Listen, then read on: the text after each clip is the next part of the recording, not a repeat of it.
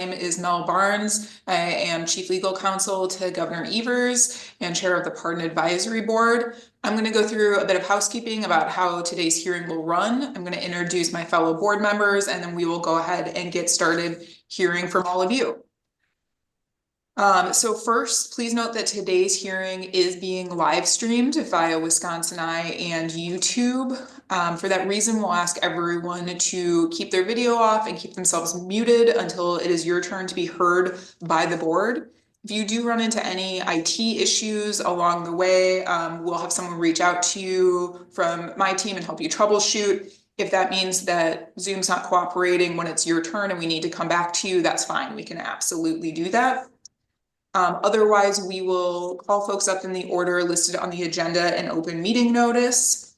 Each person will have 5 minutes with the board. So we'll ask you to spend the first 3 of those minutes answering the questions that you were sent in advance of today's hearing. I'll recap what those are again shortly, but the first 3 minutes speaking to those, and then the last 2, we want to see if there are any other questions that board members have for you.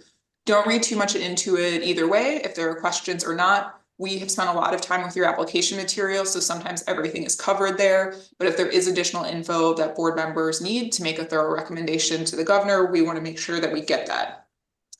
So as a reminder, those 3 questions that we sent you in advance, we're going to ask you to speak to a brief summary of your offense that you're seeking a pardon for and how your sentence went. We're not here to retry the crime. You don't need to minimize your involvement. We just want to hear from you in your own words what happened.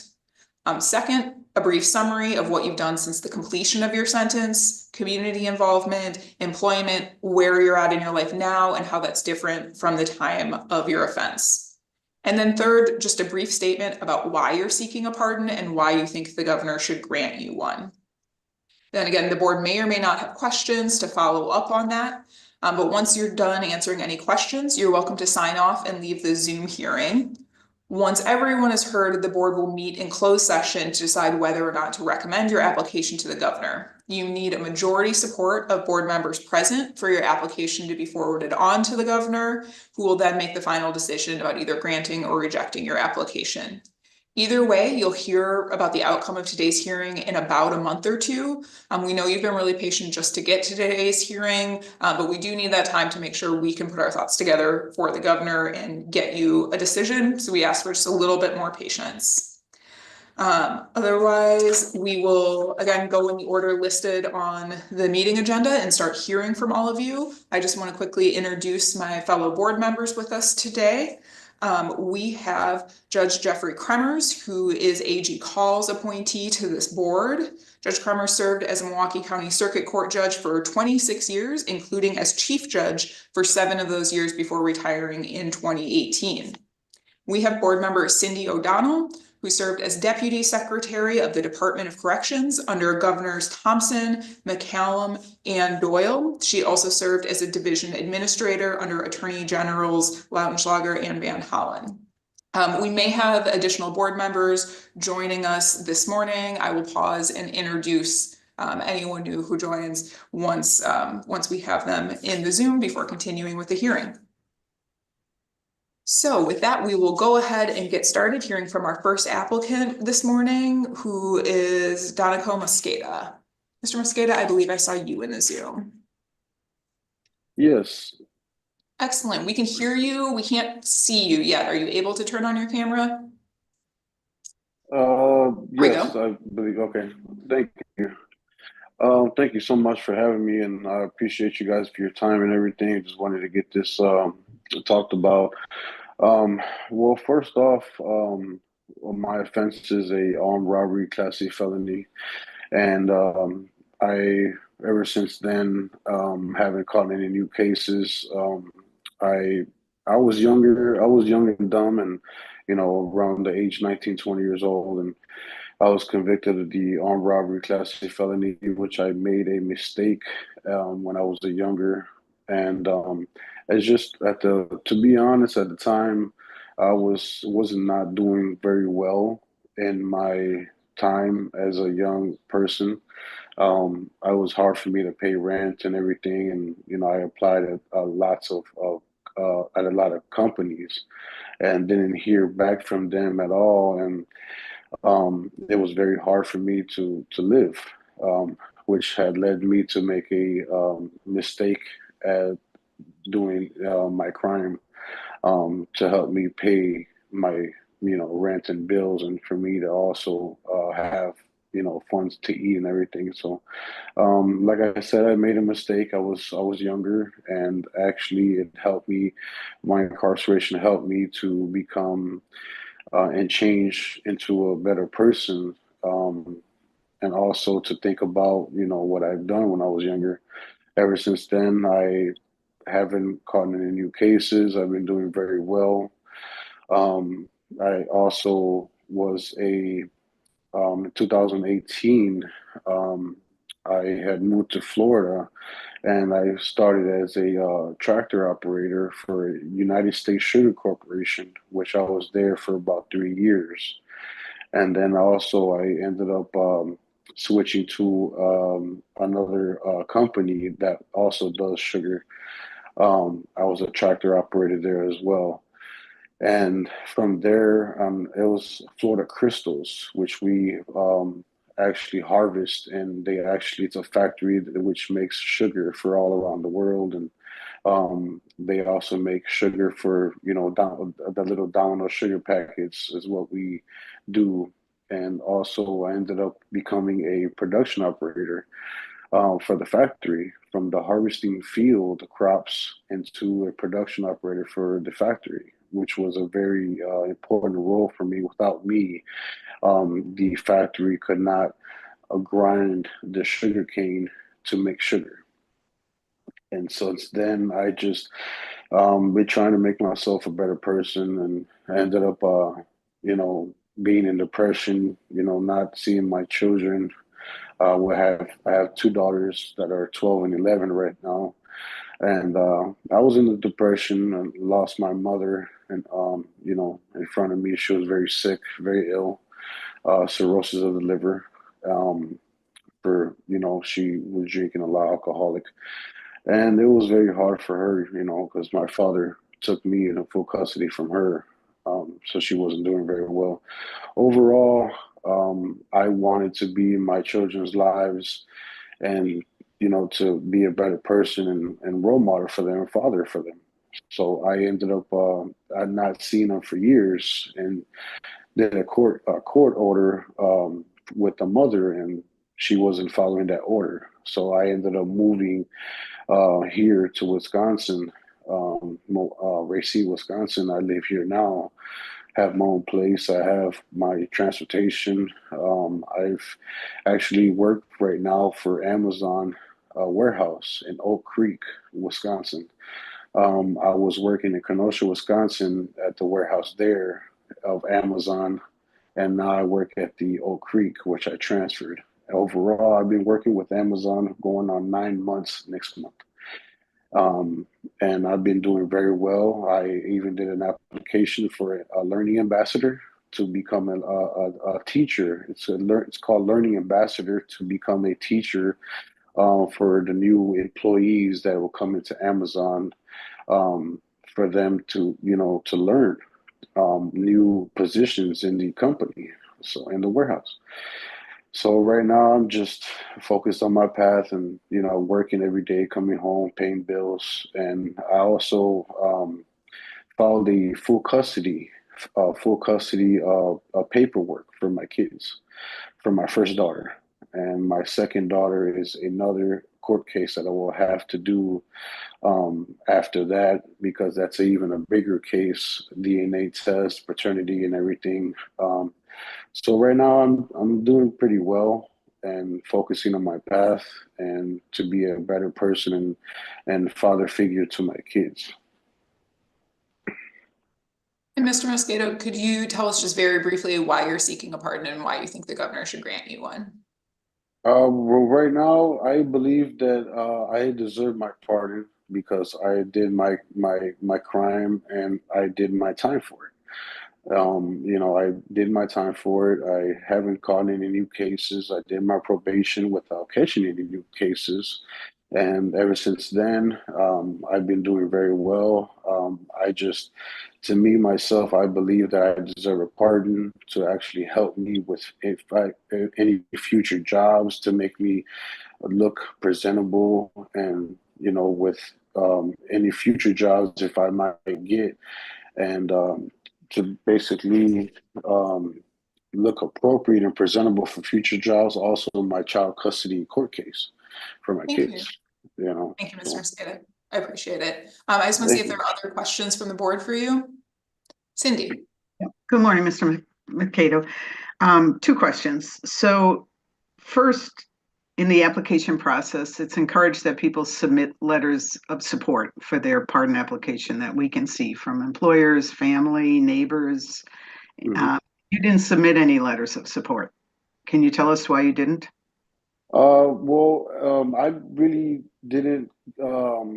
To be honest, I didn't submit those paperwork because it was my first time into doing the application, and really, I just was my first time learning into doing all of that, and I just didn't. I believe that I rushed it because I was just like, you know what, I really want my pardon. I want to get my case pardoned, and I really only been in Florida for was 6 years, which I really didn't talk to anyone and know anyone like that. I just basically went to work and came home. The only person right now I have is my father in my life. I do not have brothers, sisters. My mother passed away in front of me. So that is one of the reasons why I did not submit, and I do apologize for that. So if I would have talked to one of my um, supervisors, um, I think that he would have wrote me a recommendation or any paperwork to submit. His name is Lazaro Hernandez. Is one of the HRs for the company of Florida Crystals. So I think that he would have done that for me and said that I'm a great worker and everything. So I do apologize for that. My second question is, and part of the application is to describe any community service activities or volunteer work you've done since your conviction. And again, you left that section blank. So, for me, pardon is an extraordinary measure, and I'm looking, Mhm. there's blanks here on why you would deserve one, frankly. Well, I didn't put myself into any of the volunteer work or anything, and basically all I've ever done was just work, and I didn't volunteer for anything, and um, that's all I've done was just work, work, work, and basically trying to get back into my children's lives right now because of the mothers not obeying the court order and letting me see them. Okay. All right. Thank you. Hmm. Hmm. Any other questions? Yes, Judge. Good morning, sir. Can you tell me, how do you think your victim is doing these days? Uh, well, I did write a letter saying my apologies for the crime, and to be honest, I think, like I said, I made that mistake, my first offense ever in my entire life. I was not in juvenile. I was not in anything else. That was my first offense, and um, to to to say that how they're doing now, I would not know, but it's something that did affect their lives and what happened that that day, and that's basically something that a person can never forget, and me making that mistake. Yeah.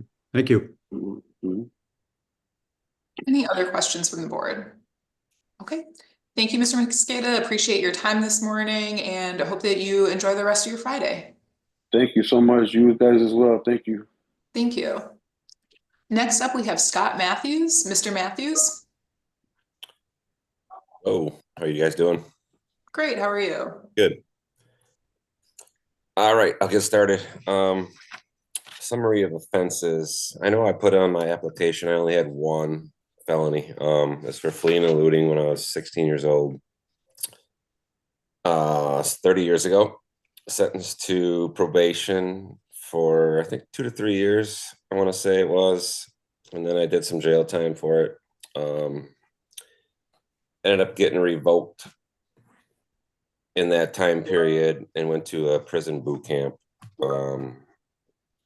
That was one of them on my application. I don't know if you guys seen, there's another one that popped up that I couldn't find on CCAP or Adams County where the offense happened. It was in a bar. Me and a buddy, we were drinking, obviously. And I don't know what exactly that charge was for. So do you guys have that info in front of you at all?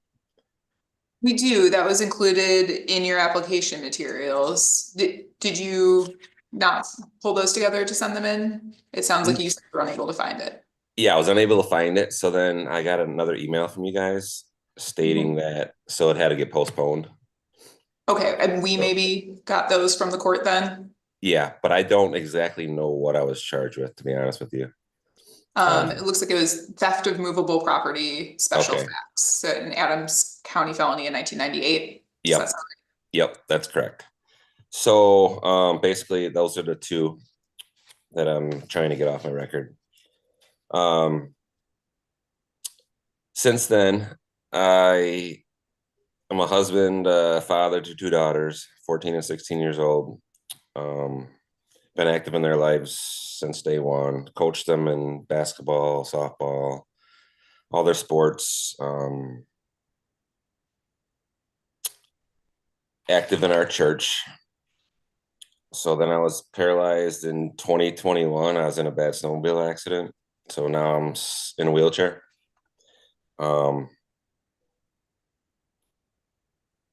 It's just been a tough road lately for me. So my dad died last summer.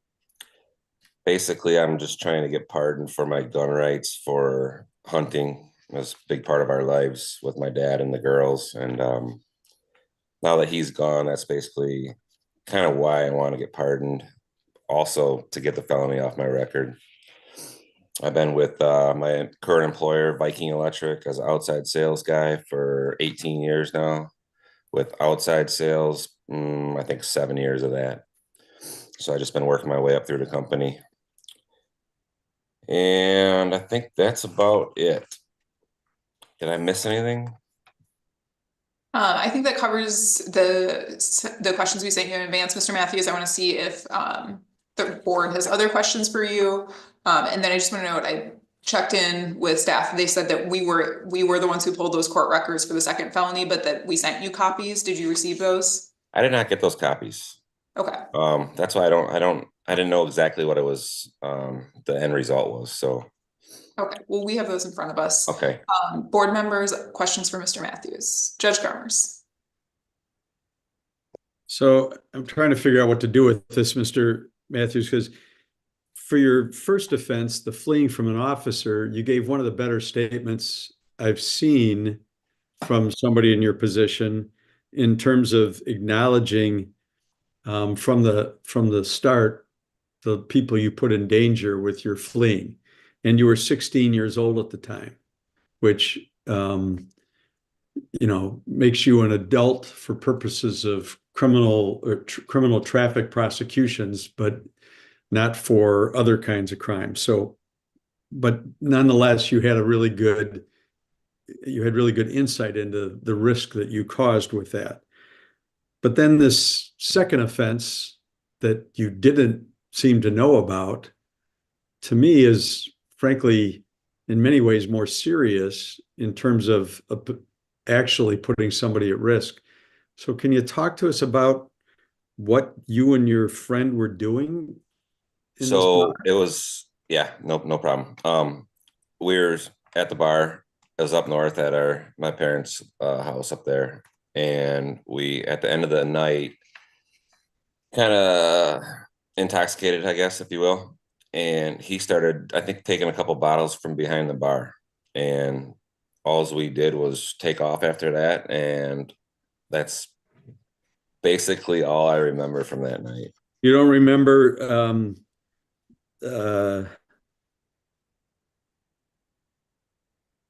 you don't remember somebody saying to the victim, or sorry, you saying to the victim, don't fuck with him, he's not kidding, when your buddy threatened to kill the victim? You No, don't remember that? I don't remember that at all, sir. Okay. It was, I know it, I'm not downplaying it at all. I know I'm taking full responsibility for it, but I think he grabbed a pool stick too, if I Yeah. remember correctly. And that's when he said whatever he said, and something mess him up or whatever he said to him. All And right. it happened so fast, but So tell me, why were you revoked for the first case? young and dumb. I was ignorant. I thought I was above the law. What does that mean, young and dumb? What did you do to get revoked? There was a few different things. I can't examine. I don't really remember. I went to jail a couple times from You what? probation. I didn't hear what you said. Oh, I said I went to jail a couple times on probation when I was 16. So to be honest, yeah, I don't really remember exactly what it was that time. Well, But there's an entry into locked vehicle that you were convicted of, and criminal Yeah. damage to property and theft in 1996, and then 97. These would have been during the time that you were on probation, I guess. Yeah. You were convicted of resisting or obstructing an officer and a disorderly conduct. So that was in 97. Then in 2009, you were convicted of disorderly conduct. What was that about? Oof. I don't know. I can't remember. Sorry. Okay, thank you. No problem. Thank you. Other questions for Mr. Matthews? No? All right. Thank you very much, Mr. Matthews. Appreciate your time with the board this morning, and hope you enjoy the rest of your Friday. All right. I appreciate you guys. Thank you. Thank you. Bye-bye. Next up, we have Robert Finley. Mr. Finley, we're ready to turn it over to you.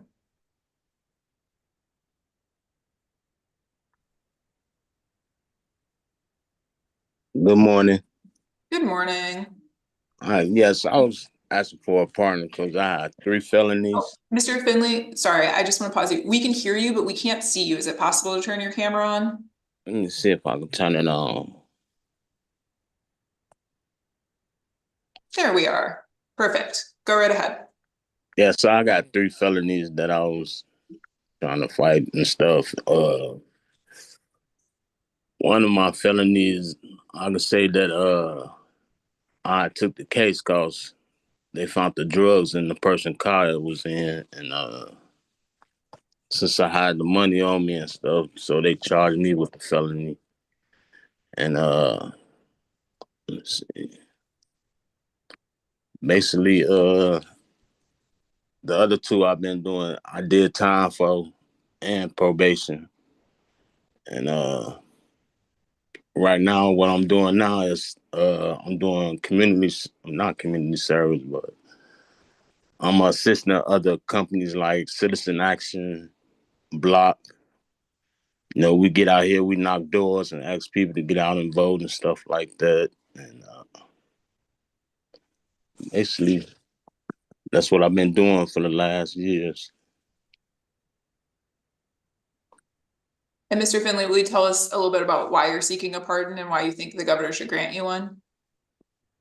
I'm seeking a partner so I could better my life. You know, what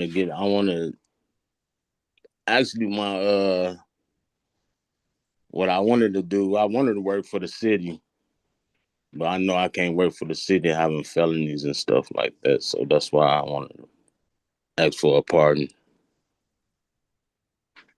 And do you currently work for FedEx? Is that right? No, I used to work for FedEx. Okay. You know, I was delivering packages and stuff like that. But now I'm doing work for Citizen Action and Block. Okay, so that's employment now, not just volunteer work? No, that's volunteer work. Oh, okay. I get out in the doors and ask people to get out and vote when the time comes for people to vote, stuff like that. Got it. And do you have current employment as well, or just that volunteer work? There's volunteer work. Okay. Okay. Other questions from the board? Cindy. Yeah, Good morning, Mr. Finley. Good morning. You may have heard me ask the previous applicant, but as part of the application process, letters of recommendation and support are encouraged, and you didn't submit any. Can you tell us why not? Yeah, cause at the time I didn't know about it. I needed that, but I got a couple people that's willing to write a letter and stuff to let them know what type of work I was doing when I was helping out with Citizen Action and Block. Well, it's in the application. It's pretty, and you have to check a box saying you've submitted all the forms. So it's pretty self-explanatory that it's part of the process. But okay, thank you. Thank you, man. Other questions from the board?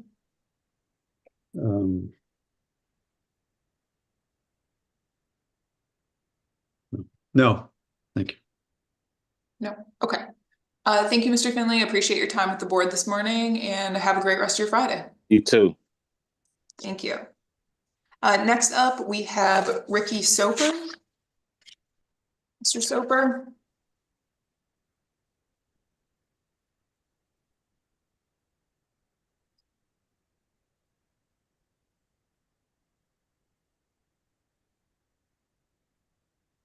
Yeah. There we Can you hear go. me? We Okay, can. we never Zoomed before, so You we look don't like know you're how to having a do great success. Thank you. That's refreshing to hear. Okay. My name is Rick Soper, and I want to thank you for listening to me today. I'm a disabled workaholic that have some beliefs. I kind of hate trespassers, liars, thieves, communists, and bullies. And if you would, I would like to request that my wife reads a little summary. I don't like reading to people for some reason. That's kind of how I've been, but it'll keep me from getting sidetracked and going into, my case was long and lengthy and there's a lot involved, and she'll keep it to the time limit. And then would that be all right if she just reads a little? We really would prefer to hear from you in your own words, Mr. Soper. Yeah.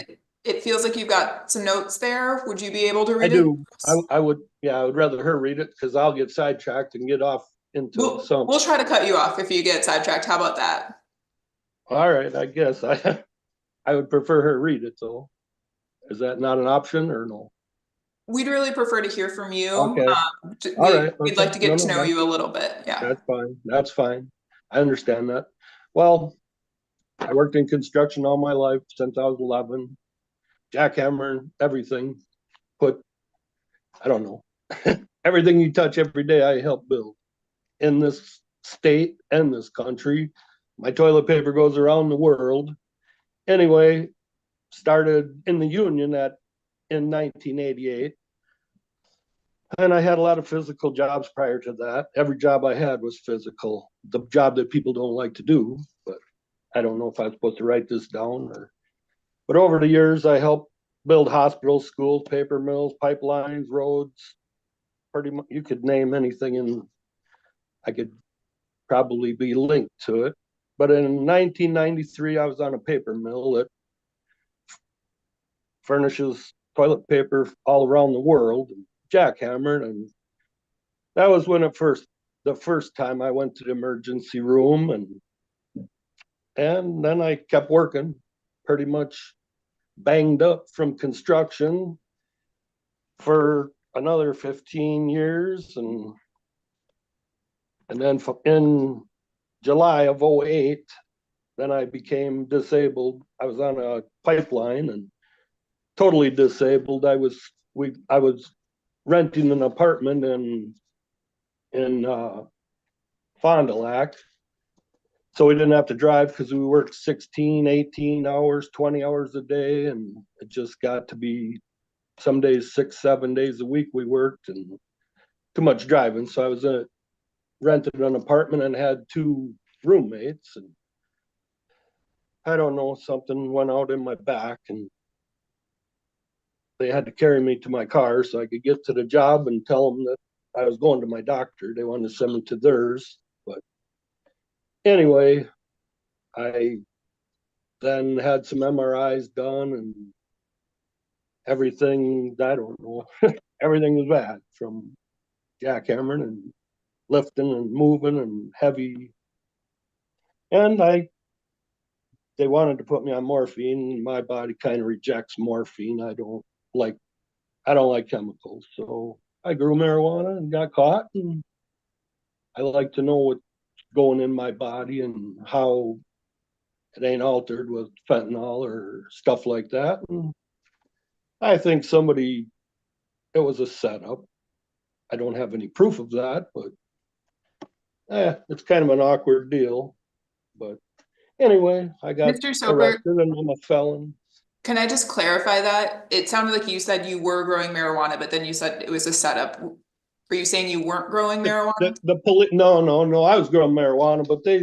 they sent a guy I was building a great big building at the time, and I had hired help, and they put cameras out and took videos of my 5-year-old granddaughter going to the bathroom and all my employees going to the bathroom, and they threw a grenade right at my propane tank. Almost, they could have killed us all, blew us all up, and they robbed me pretty bad. They stole lights. I wanted to be a fish farmer. I'm building a great big building. I wanted to do aquaponic lettuce and perch and shrimp is what I was going for. And well, they took it. They took tens of thousands of dollars worth of lights that were never plugged in, never grew marijuana in my house ever. It was outside where God intended it. And I don't know. They sent, I don't know, there was this guy that one of my employees brought with him one day to help work on this big building. And I don't know. I think they had a deal where if he could turn somebody in, they would get off. But I don't think he ever got off. One of those kind of shady deals. But anyway, I guess. Okay. And can you tell us a little bit about what you've done since your offense? Well, I was disabled, so there's really not much I could do. But after the coronavirus come around, I bought a cow, and that turned into a pretty big project, and it snowballed effect because I am a disabled workaholic. Once you do physical labor like that, it's just hard to quit. And most of our laborers in my union, if they don't keep moving, we die. Simple as that. So now I got a farm.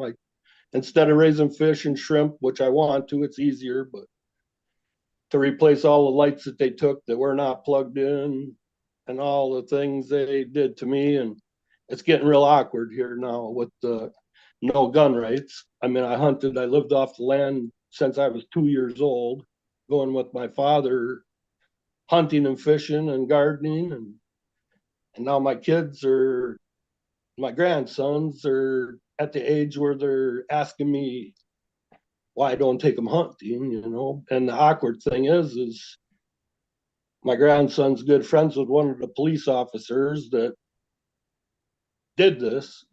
How do I explain to my grandson that I'm a felon because of your buddy's dad? I'm in an awkward spot here. They're wondering why I can't take them deer hunting, and I haven't eaten venison in a while, and my A1C is kind of not good because I don't raise the vegetables that I used to and eat venison like I used to, but I stay busy. I feed the world now. I work so much that I have so much surplus of food that I don't know. My one cow turned into a dozen cows and 20 pigs and 40 chickens, and I don't know. I Thanks, Mr. feed Soper. everybody on this planet. But the main thing is I deer hunted, and right now I rent some land down the road, and 25 deer are eating it right up, and my cows don't have anything. And Mr. Evers wants to raise the price of deer, and I'm trying to figure out how he can be selling my deer. They have their babies on my land. They eat on my land. I got thousands of dollars in seed and fertilizer and fuel, and I can't even shoot them. I don't know, kind of belittling when you work as hard as I did all my life and helped everybody on this planet, and they categorize me as a felon like a murderer, on a plant that God put here. I have a hard time visualizing that. What gives them the right to come into my house and steal my stuff? First off, I mean, I use it to maintain my pain. I don't like morphine. They wanted to give me that, and I don't like those kind of things. Mr. Soper, I want to open it up to other questions board members might have from you, because I think you've covered our first three. I just want to see if anybody has follow-up questions for you. Cindy? Good morning, Mr. Soper. A couple of questions. So in the criminal complaint at the time, you admitted to selling some marijuana or paying others in marijuana for work they did for you. Is that accurate? Well, I mean, you're trying to think it's a big bag or something, but I'm not trying to think anything. well, I don't know. Yeah, I guess I did. I'm not gonna lie. I don't lie. I don't like liars and thieves. I do despise them. So but what little bit I sold is basically I give it away to people that needed it. I had disabled people here that some people didn't have legs and arms. They were in pain all the time and they come begging for it. So I give them some. I don't know what I tried to. I help people. I've helped people every day of my life. Still do. And if someone maybe did a chore for you or something, you might have paid them. I have. If that's what they wanted instead of cash, I'm not going to say I didn't. But. Okay. And then, Mr. Soper, you may have heard me ask previous applicants, but you did not submit any letters of support for your application. Can you tell us why you didn't? I'm terribly sorry. I'm not a book person, and I don't know how we missed it, but okay. I'm very sorry for that. I don't know what, but when you tell somebody you're a felon and you grow marijuana to relieve your pain, they look down at you. they look at you like, I don't know, what kind of recommendation would somebody have written? It's hard to explain, how people look at you differently when you're a felon. I wasn't aware of it, to be truthful with you, but I'm not a book person. I'm a physical labor kind of guy, but some of us got to do it, like the butcher shop. You ever butcher an animal? Have you ever butchered? No. I don't like doing it, but somebody has to do it. Absolutely. If it wasn't for that, we wouldn't eat. Thank you. You're welcome. Other questions for Mr. Soper? No? Okay. Thank you very much, Mr. Soper. I appreciate your time this morning with the board. Thank you for reading your own statement and answering our questions. We do appreciate that. And hope you enjoy the rest of your Friday. You too. Have a good day. All right. Our next applicant on the agenda is Mr. Tommy Kirk. Mr. Kirk, however, we are going to hold on hearing from you for just a bit. Judge Kremers is recused from hearing your case, and I want to make sure that we have a quorum of board members when we hear from you. So we should have another board member joining us shortly, and we'll come back to you as soon as he's on the Zoom. In the meantime, we'll hear from Robin Wendt.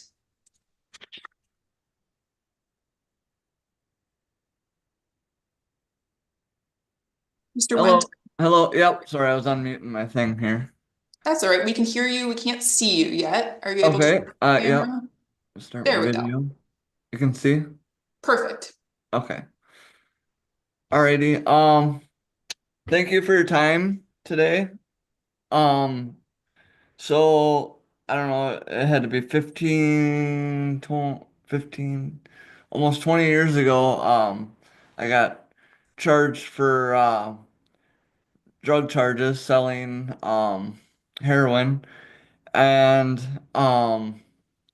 it went from painkillers that I had to heroin. So I got charged selling them, and then I sat a few months in Huber, and I used my Huber privileges to keep continuing going to the doctor.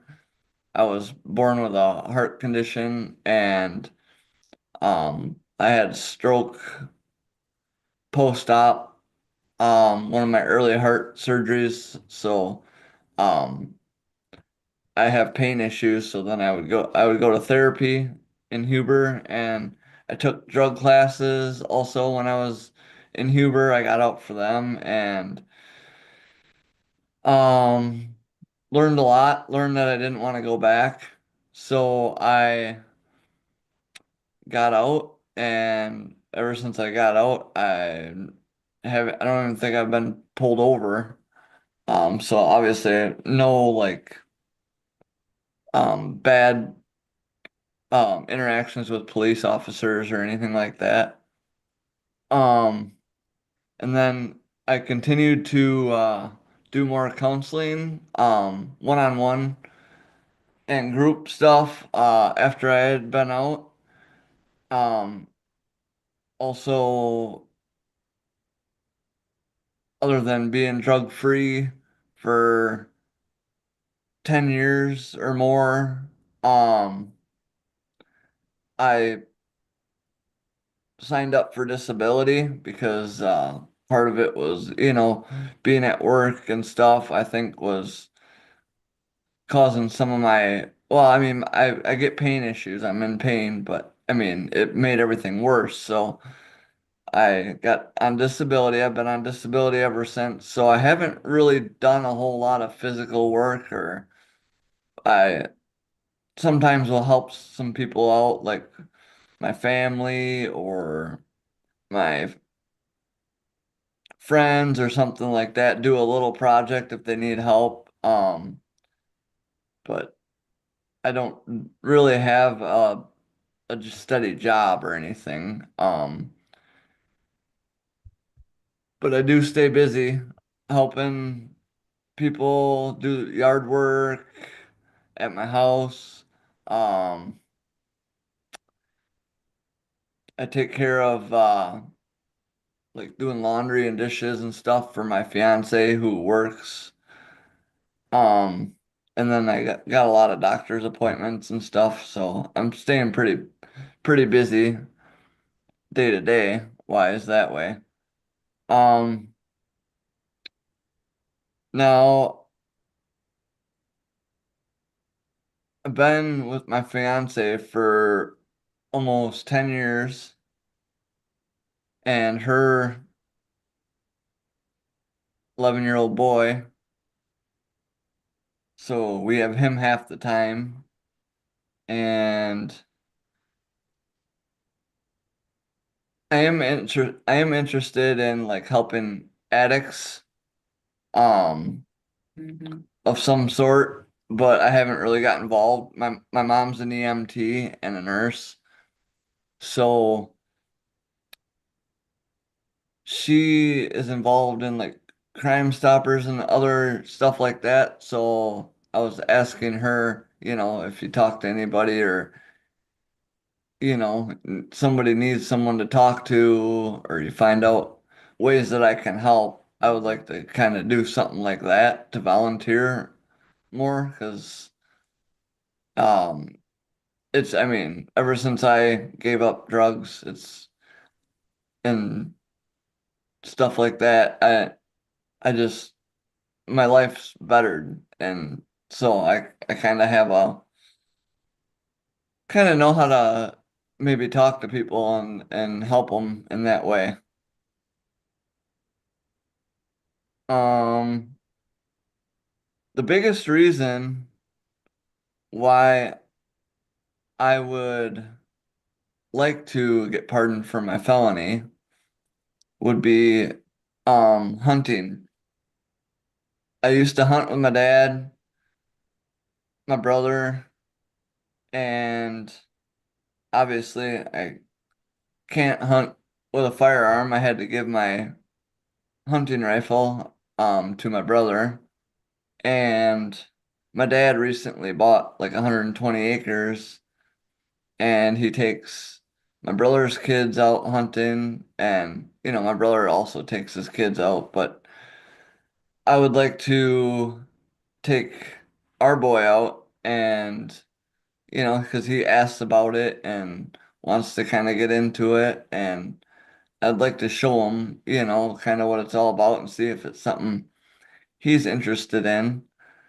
So I guess that's the biggest reason, but also I've never really gotten any um major trouble, especially since that time though, for sure I haven't gotten any major trouble or anything. And I guess I would just ask that, if I could not have a felony conviction,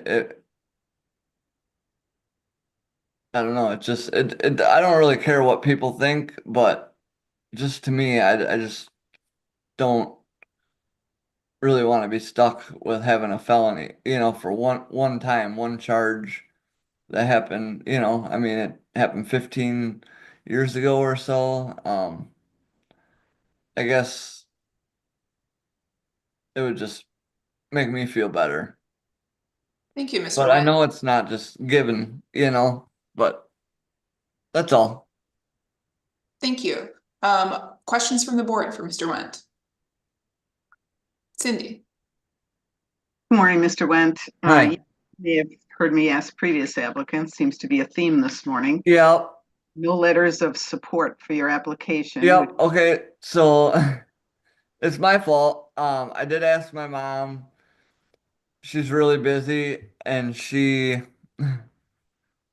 kind of forgot, and I should have asked somebody else and waited, but then I was just kind of like, well, I got stuff ready and it wasn't ready. And I could have asked my fiance too. And I mean, I have a lot of support. It was, in the end, it was my fault. So, Yeah, I mean, those letters are very helpful to us as board members to get I bet I understand. I'm so, sorry. okay. Thank you for your explanation. Yeah, absolutely. Coach Cremers? Yeah, good morning, sir. It Hi. looks like you were convicted of OWI 4th in 2009. Is that right? Correct. That And was what- kind of wrapped up with the selling of the heroin at the same time. They had all my charges kind of held, and then they came and gave them all to me at once. It I was see. anyway. Yep. So it didn't happen after. No, no. They all. I got Understand. them all together. I see, so I've I didn't been- happen after. But I could search the Oh, website. sorry, I think we're having a Siri Yeah. problem. Oh, Siri suddenly decided to Yep. join us. okay. So I got them all at once. I just want to make sure I understand. It looked like you got the 2008 heroin charge and then a year later got the drunk driving, but you're telling me they were all resolved at the same time. Yeah. So they held on to the drug charges. I was helping them at the time with some other stuff, the police officers, and then so they gave them all to me at one time. I see. Okay. And, yep. Another question, sir. It looks like you entered a couple of contests to win a firearm. Did you do that? Did you enter a giveaway in 2020 for a 9mm semi-automatic pistol? I might have online or something. Yeah. Well, Yeah. Did you win? No, Well, what if you had? I would have given it to one of my family members. Let's see. I wouldn't have been able to accept it, I'm assuming. I would have had to have somebody else accept it. Okay. All right. That's all I have. Thank you. Okay, thank you. Thank you, Mr. Went. Appreciate your time and hope you enjoy the rest of your Friday. Absolutely, thank you. Thank you. Next up, we'll hear from our Charles Smith. Mr. Smith, we're ready to turn it over to you.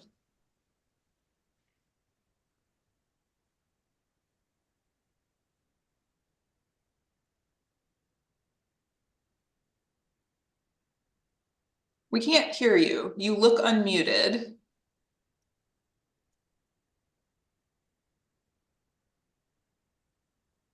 Can you hear me now? Perfect, thank you. Okay. Hello, my name is Artrell Smith. I would like to thank everybody for coming out and hearing our cases today. And well, actually, I have one felony that I was charged with in, I believe that was 2007. And no, I'll say back then, I was around 21, 22 years old. And, you know, basically all my life, it's been like, you know, I was going through stuff and trying to figure stuff out on my own because, you know, I was raised by my grandmother, you know, and my father wasn't around. So I really had to figure stuff out on my own and, you know, was hanging around the wrong people and being in the wrong crowds. So I got charged with maintaining a drug trafficking place. You know, the people I was staying with was selling drugs, and, you know, I stayed there too. So I feel like my part is like, I kind of feel guilty because I knew what was going on. And, you know, I never said nothing about it and never, you know, even tried to address it or move myself from the situation because I was going through a lot anyway and I didn't have nowhere to go. That was the whole reason why I was there. So I got sentenced and was, I believe I had probation. I think it was a deferred, I forgot what they call it, like a deferred. Deferred prosecution. Yeah. I kind of messed up on that. You know, I had got out and where I was staying at, I couldn't go back there. So I was kind of like in the streets and still around, you know, the same people. And, you know, I was still smoking weed and I had got revoked for that and did, I believe it was like 2 to 3 months in House of Correction. So while I was in jail, you know, I kind of sat back and thought about how I was going to, you know, get myself together. And I got back into art. So I got out, I believe, I got out and, you know, I got back into art and I started going to MATC for animation and graphic designs. I believe that was around 2010, 2011. You know, I got into that and then I had got approached by a guy. He was like, you know, into art himself and he owned a tattoo shop. And, you know, he kind of convinced me to, you know, you're really good at art, you know, and he kind of took me under his wing and I started tattooing. And then I believe 2012, I had to quit school because I was a victim of armed robbery, you know, leaving the tattoo shop and stuff like that. I was disabled for about 4 or 5 years after that. So I wasn't really working within that time. And I had met my fiance, who I'm with now, in 2015, and we been together since then. We together now, and you know, I'm basically taking care of her because she has cancer and lupus, and she just had heart surgery. So basically my job now is just taking care of her, and you know, we have 7 kids. So you know, I'm asking for a pardon because you know it's been kind of hard for us. You know, with the maintaining the drug trafficking place on my record, it's been hard for us, you know, to get like a stable place where we both can go on a lease and use both our incomes combined because, you know, they see my case and they be like, well, I can't really say like if that's what it is. I think that's what it is. It's like we don't get approved. You know, they see me like, well, oh, he's a drug dealer and all this, but I never got, you know, charged with selling drugs or anything like that. It was just the point of me being there at that time.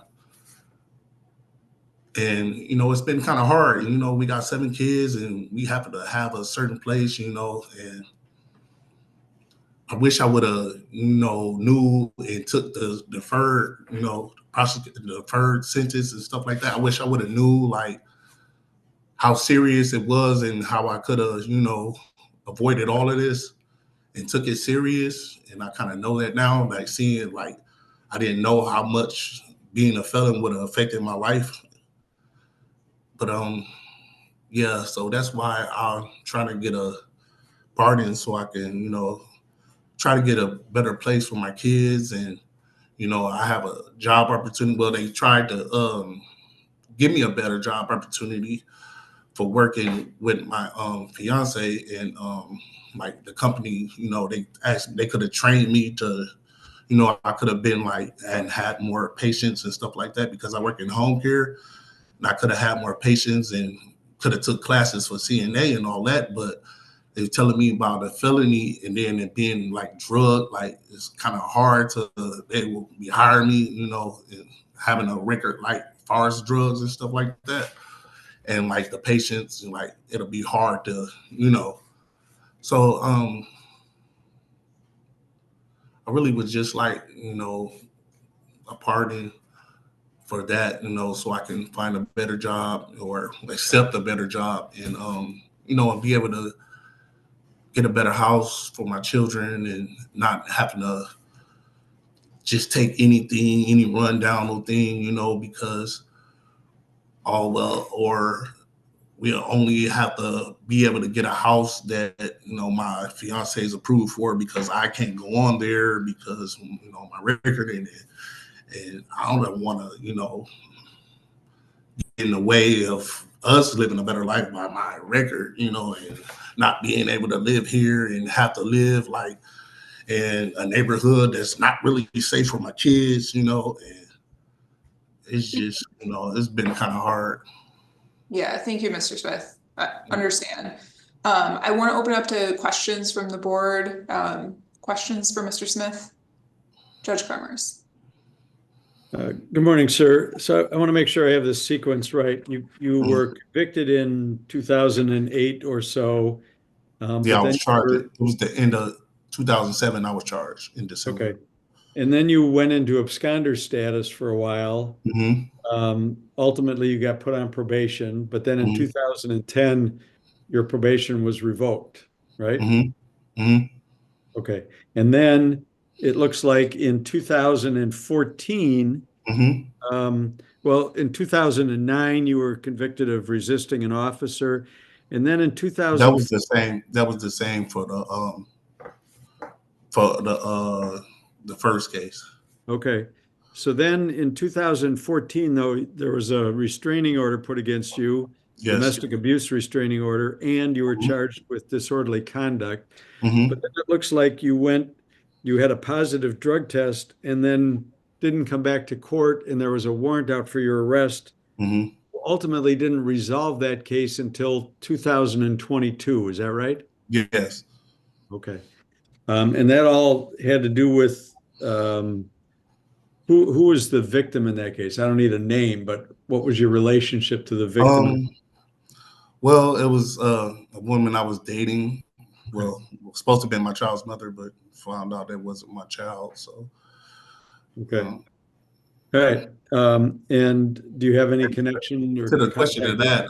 When that happened, like, you know, I did accept, you know what I'm saying, about the disorderly conduct, but I never harmed anyone or anything. I could even barely walk there, and I was walking with a walker around that time. So, okay. I'm more interested in the fact that there was a warrant out for you for 7 well, years. I didn't actually know it was. I thought it was going to become a ticket. I thought the disorderly conduct. I didn't never know like disorderly conduct was like a case. I thought it was just going to come out to a ticket because she like, well, I told him. Well, that's what she was telling me. Like, well, I told him that, you know, that I lied and all that. And, you know. You didn't know you had to come back to court? You didn't know you were supposed to be going to court? No, because she told me she had dropped everything, and she told me that she talked to the DA and she had dropped it. So I'm going off what she's saying. So, did you have a lawyer? No. Okay, thank you. Mr. Smith, sorry, I just want to clarify on that kind of same pattern there. So the 2014 restraining order, was that the same incident that then got involved in 2021? So there's one domestic abuse incident, or those two? Yeah, that was all from there. That was all from there. The 2014. I didn't find out about it, and I, you know, I thought thinking it was just going to be like a charge, so I turned myself in. You know, I turned myself in and took care of it. We see that it was a case. We see that in the records. I'm just trying to understand. It sounds like same person, but same incident or two separate incidents? No, it was the same incident from 2014. Okay. Thank you. That's helpful. Other questions for Mr. Smith? No? Okay. I think that covers it then, Mr. Smith. Thank you so much for your time with the board this morning, and I hope you have an enjoyable weekend. You too. Thank you, guys. Thank you. All right, next up, we will hear from Mr. Zimmer. Mr. Kirk, we have not forgotten about you. We are just still waiting on our additional board member. Thank you so much for your patience. Mr. Zimmer, we're ready to hear from you. Thank you. My name is Ben Zimmer. In 2012, I was convicted with possession with intent to deliver marijuana. I pled guilty to a Class H felony, was given 200 hours of community service, 2 years probation. I've never been in trouble since the incident. In 2012, I completed my probation in 2015. During the 2 years, I completed my 100 hours of community service in my first year. And then I continued to volunteer at the food pantry that I did my community service with thereafter for the next year. I'm married to my wife of 17 years. We have 3 wonderful children together. I've been self-employed for almost 10 years now. I'm a licensed dwelling contractor in the state of Minnesota and Wisconsin. I stay busy. I work hard. I volunteer. I'm at our Onalaska American Legion here in Onalaska. And I'm the SAL commander there because I have worked so hard at what I do to give back to my community. I was voted in a volunteer position there. I've devoted my life to basically raising my kids and my work and everything like that. Since the incident, I haven't had any other issues at all. I donate my time to coach Park and Rec. I made a mistake a long time ago, and that's why I'm looking forward to hopefully one day maybe having a pardon. And I'm basically trying to do it for my family more than anything because they've seen how hard that I've worked to better myself, you know, after losing basically everything after the arrest. I was going to be a nurse and I lost my opportunity to do that. And that's all on my own accord. You know, I made mistakes and I had to pay for them. And basically the reason I want this pardon is just for my family. They deserve it. I've had issues in regards to being a felon with my work. I put that in my application. I was walked off Wolf Field by armed men, and that wasn't very fun. So I don't know what I can say to the board, more or less, that I'm just not the man that the file in front of you states necessarily. I take full responsibility for everything that I've done. I hit the ground running afterwards. Like I said, I started my own self-employment stuff. I learned a new trade, raised my family, and just kept moving forward. I think I have a whole spiel I could read, but I kind of just hit the cliff points on it. And this is my second attempt at a pardon. My first one was denied, or I guess didn't move to the next step. That was a little tough for me, and that's one of the main reasons I didn't submit letters of recommendation on this round as well. I know that's been kind of a thing with everyone else today, but I did that intentionally because the first time I had lots of letters of support from friends, family, everyone. And then after the fact, I had to let that many people down by telling them, like, your words were great, but we just didn't make it to the next step.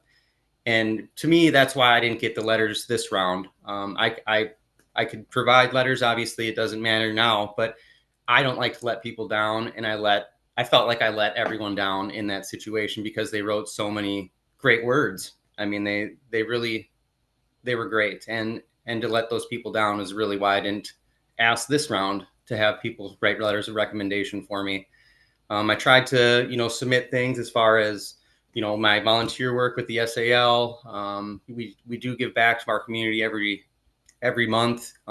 We do breakfast. We donate to our local charities. We donate to our local softball teams, baseball teams, Boy Scouts, those kind of things. So I really have taken responsibility back in 2012 and kind of never really looked back because, what can I do about it? I can only move forward. So. Thank you, Mr. Zimmer. Thank you for addressing the letters point as well. I want to open it up to questions from the board, as I think we might have some other questions for you. Sure. Anyone have questions? Cindy. Good morning, Mr. Zimmer. You submitted the letter with the old letters, so they were still valuable. And I Okay. appreciate your submitting them because, as I said before, it's very helpful for us as board members. It may not always go the way the applicant wants, but Yeah. it's helpful for us to get endorsements and to hear from people that are close to you in your life about how you have changed or what you do. And I also want to recognize and appreciate the volunteer service you do, because that's something else we look for is, it's not enough to just have completed your sentence and boom, you get a pardon. What have you done with your life? And it's an extraordinary measure. And I think you've demonstrated, some extraordinary actions since this crime. And I don't really have a question other than to say that, and also that the judge in your case supports your application for a pardon. Now that the decision will be made by this board and then the governor, obviously. But can you speak to what that means to you to have the judge's support? Well, Ramona, she was a great lady. My case was kind of tricky in a scenario. I mean, yes, I was selling pot and those kind of things, but it was also a setup as far as the whole thing going down. So she recognized that, I was, she actually yelled at me because I was the smaller fish. And so it was great because she actually brought me aside and was like, hey, there's certain things you can do. Unfortunately, you're not, I can't pardon you based on your age because I was too old for, apparently she could do some type of pardon if I was 25 or younger or something like that. But she was on my side the whole time. She looked at me like a person, not just a criminal. She knew I had made mistakes, but she knew I was a good person because of the life I had led prior to that too. I was studying to be a nurse, like I said, and I came into the courts and I said, yeah, you got me. I didn't deny responsibility. I didn't try to say, you got it wrong.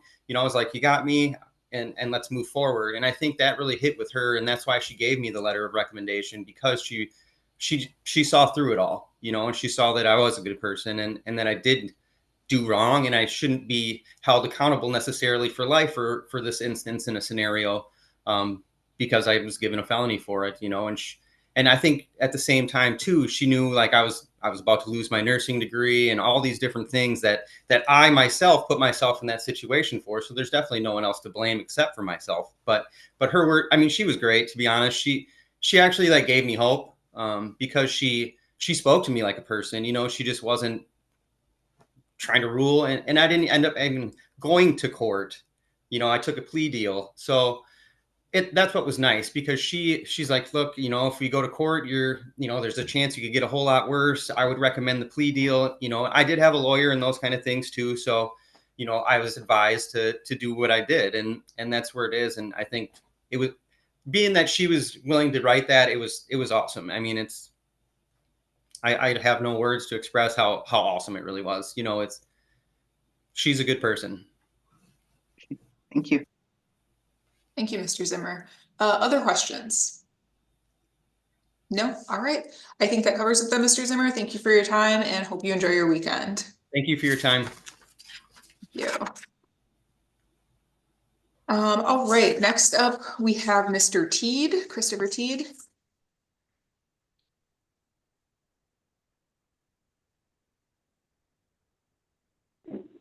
Good morning. Hello, Mr. Teed. Hello. Good morning. Can you hear me? We can. All right. Hi. Hello. So Mr. Teed. I'm seeking a pardon for a felony from when I was 17 years old for possession with intent to distribute THC. What had happened was when I was 17, I was at a house party and I had bought marijuana. Someone came and sold it to me. And I didn't think anything of it. We were all drinking and having a good time. And we went to walk home late at night and I got caught with it. And that's how I ended up with the charge.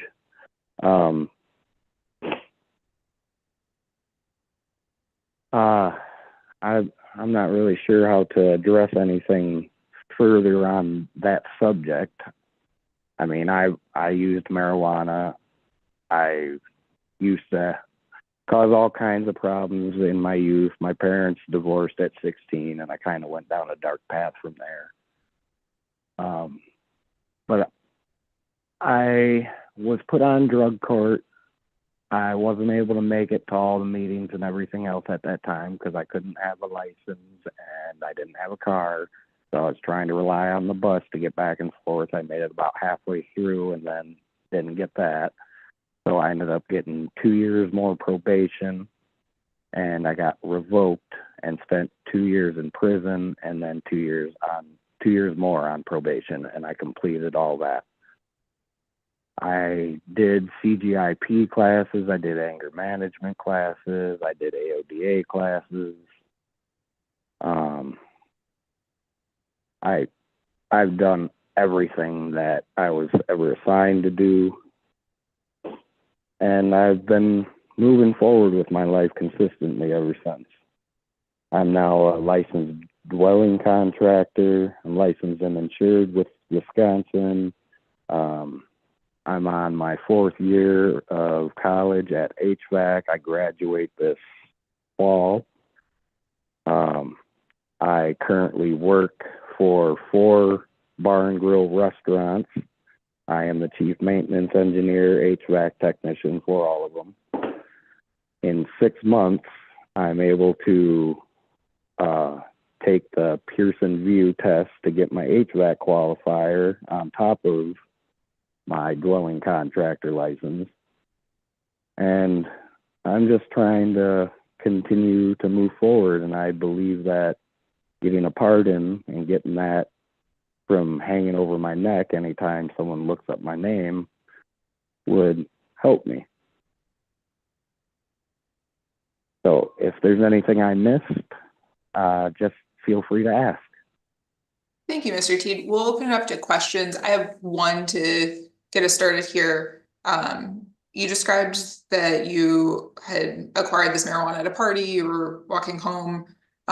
It was a relatively large amount between the marijuana on your person and at your home. Or was that all for personal use? Yeah, it was all personal. So, and they weighed up. For some reason, as a young kid, I kept all the marijuana stems, as you would call it, and I was just throwing them in a liquor bottle just for like a decoration, just being stupid, and apparently that all got weighed up too. okay, that's helpful. Thank you. So I Other don't know questions? exactly how much that added to it, but what I bought at the party was an ounce, and the guy sold it to me in a bunch of little bags inside a big bag. He met me at the party. Okay. Okay, thank you. Other questions from the board? Judge Kremers. Yeah, I have a few questions, sir. First of all, with respect to the marijuana, you pled guilty to possession with intent to deliver, right? I guess I thought I had no plea or something like that, but Well, it might have been no contest. I didn't look, but you didn't take it to trial on the issue of whether this was all for personal use or whether you possessed some to give to other people or sell to other people. well, in all honesty, I just did what the public defender was recommending at the time, so I can't really recall the exact procedures, but Okay. I know I failed out of them and ended up having to do prison and probation time. Right. And you also assume this maybe had something to do with your revocation. You were convicted in 2010 of entry into a locked coin box, criminal damage to property, and theft, right? Yeah, as party to a crime. Okay. But then I'm interested in 2021, you were convicted of OWI first, drunk driving. Is that right? Yes. Okay. So do you still drink? No, I quit drinking. So what happened there is probably around 23 years old, I drank myself effectively into a coma out in Colorado. And I was in a coma for 11 days, and I came to, and I had a full recovery process for about 2 years. And after I recovered, and I was with a girl during that time, we were together for around 7-8 years. She started to realize that I wasn't going to drink anymore, and she left me. And I did not handle it well. I did probably one of the stupidest things I possibly could have did, and I went out and I sat and I drank on a cliffside. And I ended up going down the bottom of the hill, and I totaled my car into a tree. And after that, I went through all the processes of getting my license back. I went to all the classes. I graduated the course. I did all the UAs, passed everything. And like I said, all I'm doing is trying to better my life and do right by myself and my family anymore. When did you get your driver's license back? 2022, I believe. I don't have the certificate directly on me. Okay. But I do have it still at home. Okay. Thank you. Mr. Teed, are you sober now? Yes, I am. I haven't drank in over 4 years.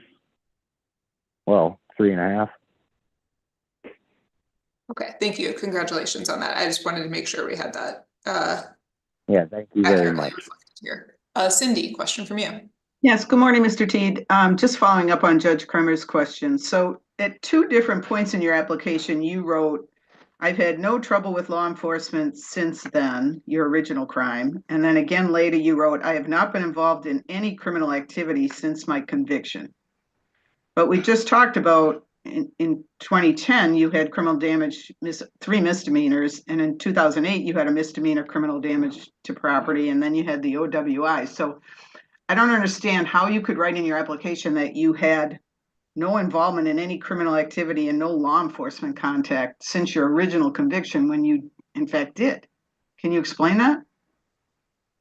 Well, the OWI honestly slipped my mind, but the rest of it, I thought it was all going to be kind of grouped together with the same charge since it was all during essentially probation and then violations and everything else. So that was my mistake. Okay. And then you've heard me ask previous applicants this, but you did not submit any letters of support for your application. And in fact, in your application in the section that asks for how you've given back to the community since your conviction, you put not applicable. So can you explain? Well, I wasn't quite sure how. You can finish. Sorry, I cut you off. No, go ahead. Well, I wasn't really sure how I should write it because, I mean, I've done community service. I've worked with Community Action, a couple of the different locals around here.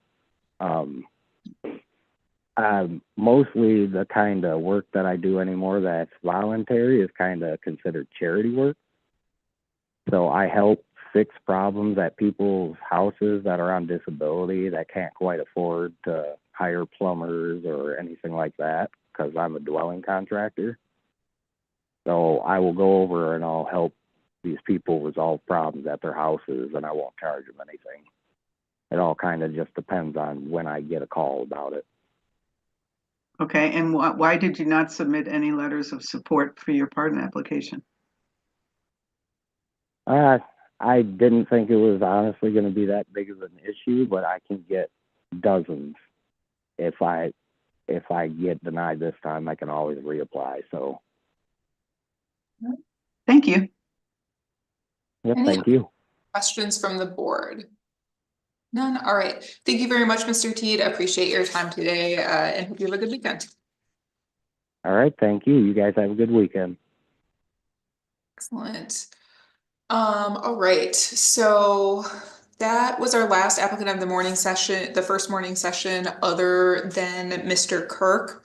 Mr. Kirk, I believe we are going to have our other board member at 10. If you're able to, I would love for you to hang on until the beginning of that session. If we do not get another board member on, we can proceed with just the 3 of us. We just would really prefer to have a few voting members, but you let me, are you okay to hang on till a little after 10? Okay, great. We'll do that then. We'll take a short break then and be back at 10 to start with Mr. Herc and the rest of our morning session. Thank you.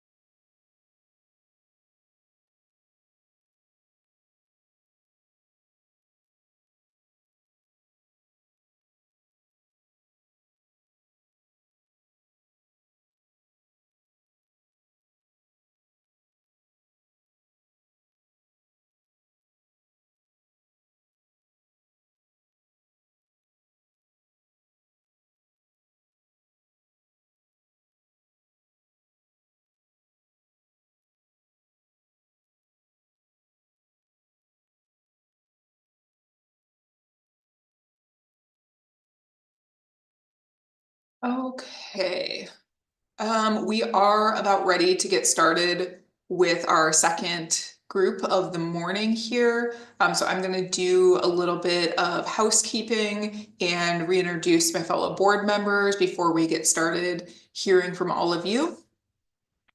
My name is Mel Barnes. I'm the governor's chief legal counsel and chair of the Pardon Advisory Board.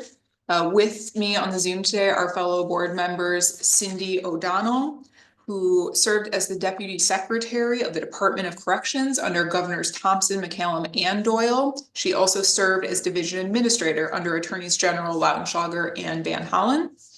We have board member Judge Jeffrey Kremers, who is AG Call's appointee to this board. He served on the Milwaukee County Circuit Court for 26 years, including as chief judge for 7 of those years before retiring in 2018. We may have another board member or two join us in the rest of the morning session here, so I will pause and introduce folks as they join us when that is the case. But I want to start by just going through a little bit of run of show for our second half of morning applicants. If you joined right away with us in the morning, you heard this already. But just a reminder that today's hearing is being live streamed via Wisconsin Eye and YouTube. We'll ask you to keep your camera off and yourself muted until it's your turn to be heard by the board so that we can ensure good audio quality and make sure we're able to focus on the person presenting. If you do have any IT issues with the Zoom, don't worry, someone from staff will reach out to you and help you troubleshoot. If that means that we need to come back to you because Zoom isn't cooperating when it's your turn, we can do that. Otherwise, we will call folks up on the order listed on the agenda and open meetings notice. Each applicant will have about 5 minutes with the board. We'll ask you to spend the first 3 of those minutes answering the questions that were provided to you ahead of today's hearing. So as a reminder, that is giving us a brief summary of the offense you're seeking a pardon for and how the sentence went. We're not here to retry the crime. You don't need to minimize your involvement. We just want to hear from you in your own words what happened. Second, give us a brief summary of what you've done since the completion of your sentence, community involvement, employment, basically where you're at now in your life and how that's different than the time of your offense. And then finally, a brief statement about why you're seeking a pardon and why you think the governor should grant you one. After you spend about 3 minutes speaking to those questions, we'll open it up for any other questions the board may have for you for your final 2 minutes. Don't read too much into it either way. If we do or do not have questions for you, we all have your application materials. So we've spent quite a bit of time with those. But if there are things that we want to clarify or follow up on, it's important that we get to those so we can make a thorough recommendation to the governor. Once you're done with any questions that we have for you, you're welcome to sign off. You do not need to hang out in the Zoom hearing all day. Once everyone is heard, the board will move into closed session to decide whether or not to recommend your application to the governor. You need a majority support of board members present in order for your application to be forwarded on, and then the governor will make the final decision on either granting or rejecting applications that are forwarded to him. Either way, you'll hear about the outcome of today's hearing in about a month to a month and a half from today. We know that you've been patient just to get to today's hearing and that this has been a long process. We thank you for being patient just a little bit longer so that we can make that thorough recommendation to the governor. So with that, I think we are ready to get started hearing from our second set of applicants this morning. Mr. Kirk, I know we've held you over from the morning session. I am going to try to give another board member just a couple of minutes to join us, if that's all right with you. Please just come on camera and wave your hand if you need to leave at any point, and we can take you up with just the 2 members here to hear from you and make sure that another member is present to vote. Otherwise, we will go ahead and get started with Mr. Sherman Pierce.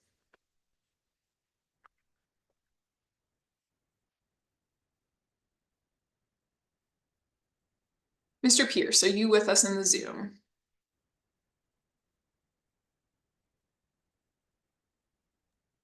Yes, I'm here.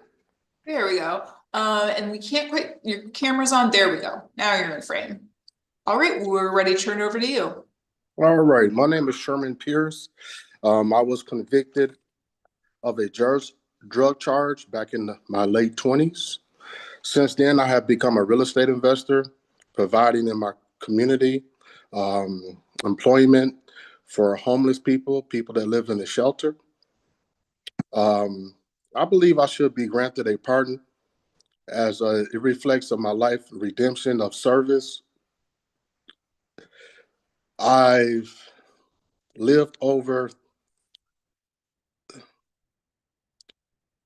the last 20 years, I should say.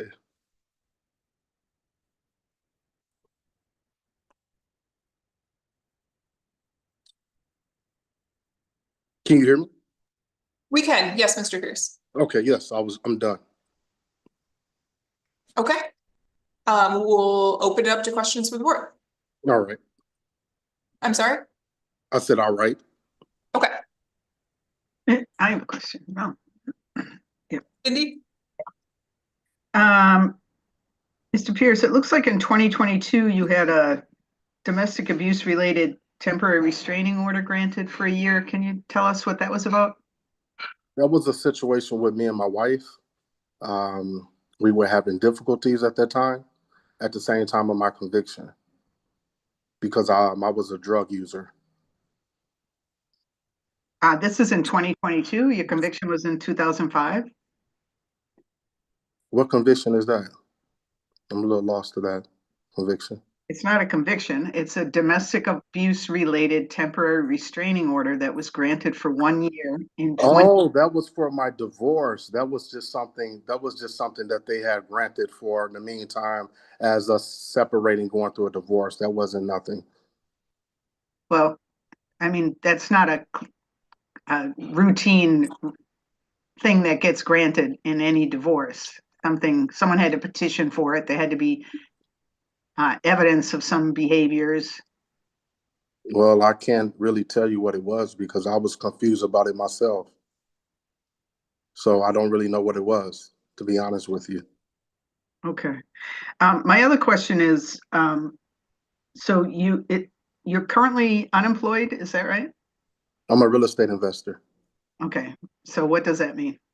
I invest into properties, and I have the community as far as like the homeless people help me to like paint it, clean it up. So I offer the homeless people jobs. Okay. Do you have like a company or an LLC or? A LLC. Okay.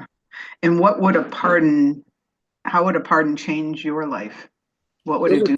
It would definitely give me the confidence to move forward in life and be a part of my community more. I feel like with that, it'll help me be more involved. I would feel like I fit in more. Okay. Thank you. You're welcome. Judge Cremers? So I understand you're a real estate investor, but how do you support yourself? Where do you get money to invest in these properties? Oh, this is something that I have. I have properties already, plus I have good credit. So this is all borrowed money? Not all of it. Some of the stuff I had already that me and my wife had built up over 25 years. I see. So I want to go back to what Cindy O'Donnell was asking you. I understand in 2005 you were convicted of disorderly conduct, and I assume that's what you were referring to as the problems with your wife arising out of the same situation as the drug dealing. Is that right? Yes. Okay. But then we have in 2012, you're charged with false imprisonment, domestic abuse, intimidating a victim, battery, disorderly conduct, all domestic abuse related. Those charges were dropped, but what was that situation about? Was that also with your wife? Yes. We was together for 25 years. It was always up and down. So we just went through a divorce 2 years ago. Right. 2018, again, you were charged with disorderly conduct, domestic abuse related, ultimately dismissed. Is that because she didn't show up in court? Yes. Okay. Is that what happened with the 2012 cases also? She didn't show up? She dropped all charges. The state tried to pick it up. They tried to force her to court, but she would not go. I see. And then in 2022, she got a domestic abuse restraining order against you for 1 year. She didn't do that, the courts did. So that's Oh. why I didn't understand that. Well, she has to ask for it. Court can't just grant it. Somebody has Well, to ask them to do it. To be honest with you, I can't even speak on it because I don't even understand it. I didn't even understand the whole thing of it. Okay. Okay.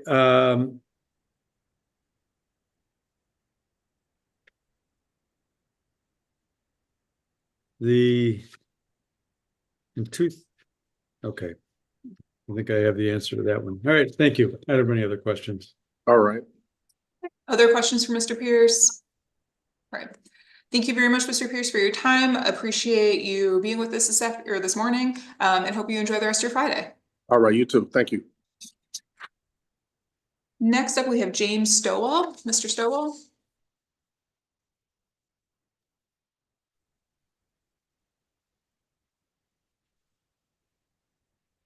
Hello. Good morning. Good morning. Thank you for this opportunity for trying to make this change. 1998, I was around 18 years old. I got in trouble for stealing cars, dismantling them.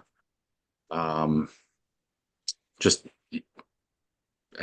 not saying anything I did wasn't my fault. It was all my fault. I was part of all of it. And since then,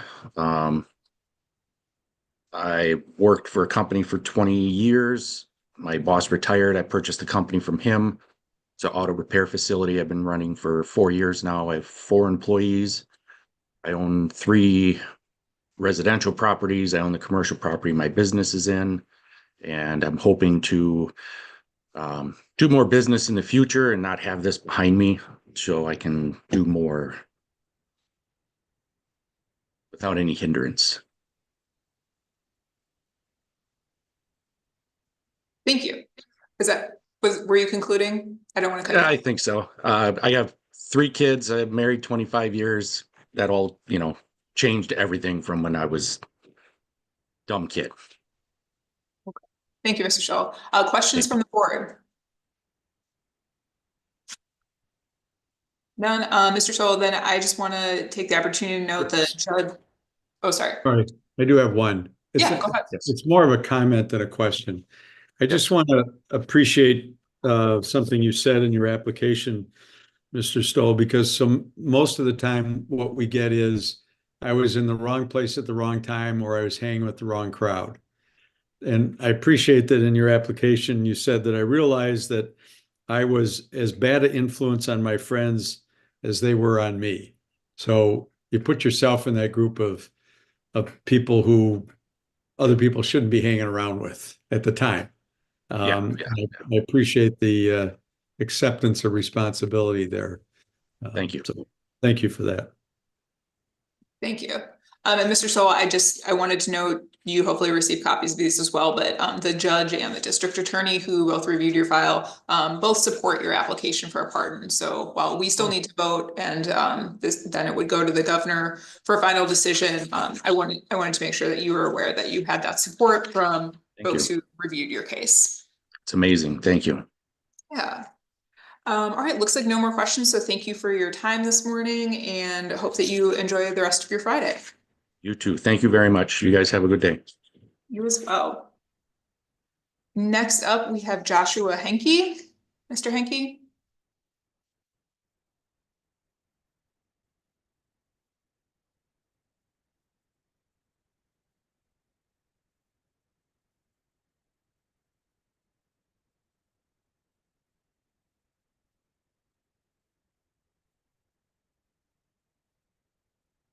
You there? Good morning. Good morning. All right. Back in '97, I got caught up thinking I was a young, stupid kid and could get away with anything. Had a couple burglary charges against me. Since then, turned my life around. I've started my own business. I've worked at the one before this for 17 and a half years. Got 4 kids. I I've donated to the Lincoln High School track team and the Wood County 4-H.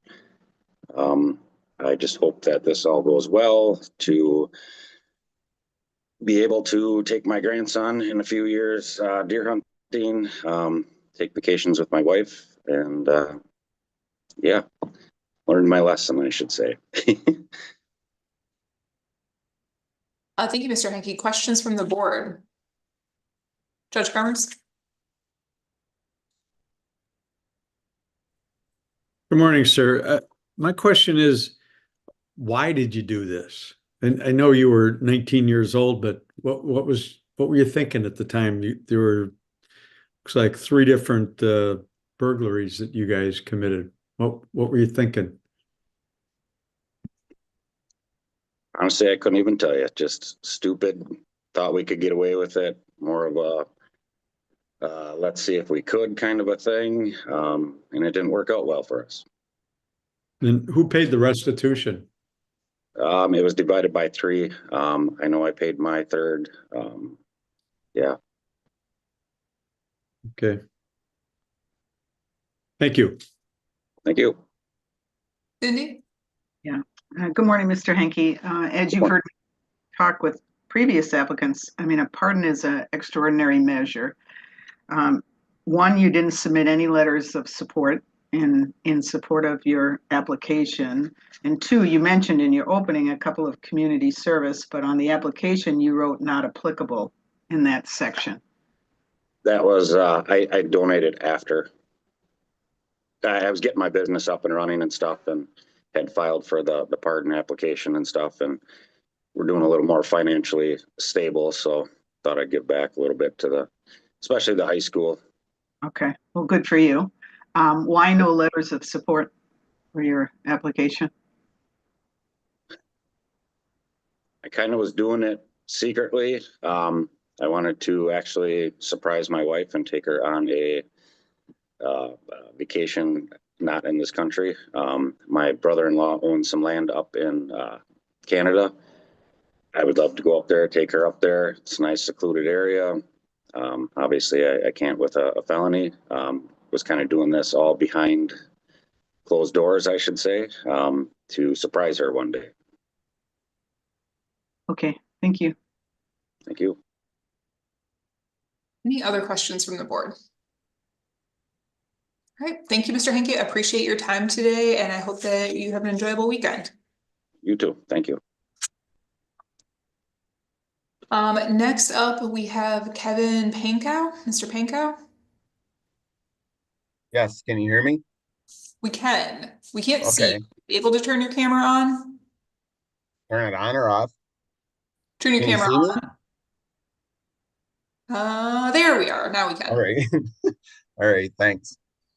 Okay, yeah, my name is Kevin Ponko. I was convicted of a snowmobile felony back in 1990, and spent 20 days in jail with the Huber Law, then 1 year probation.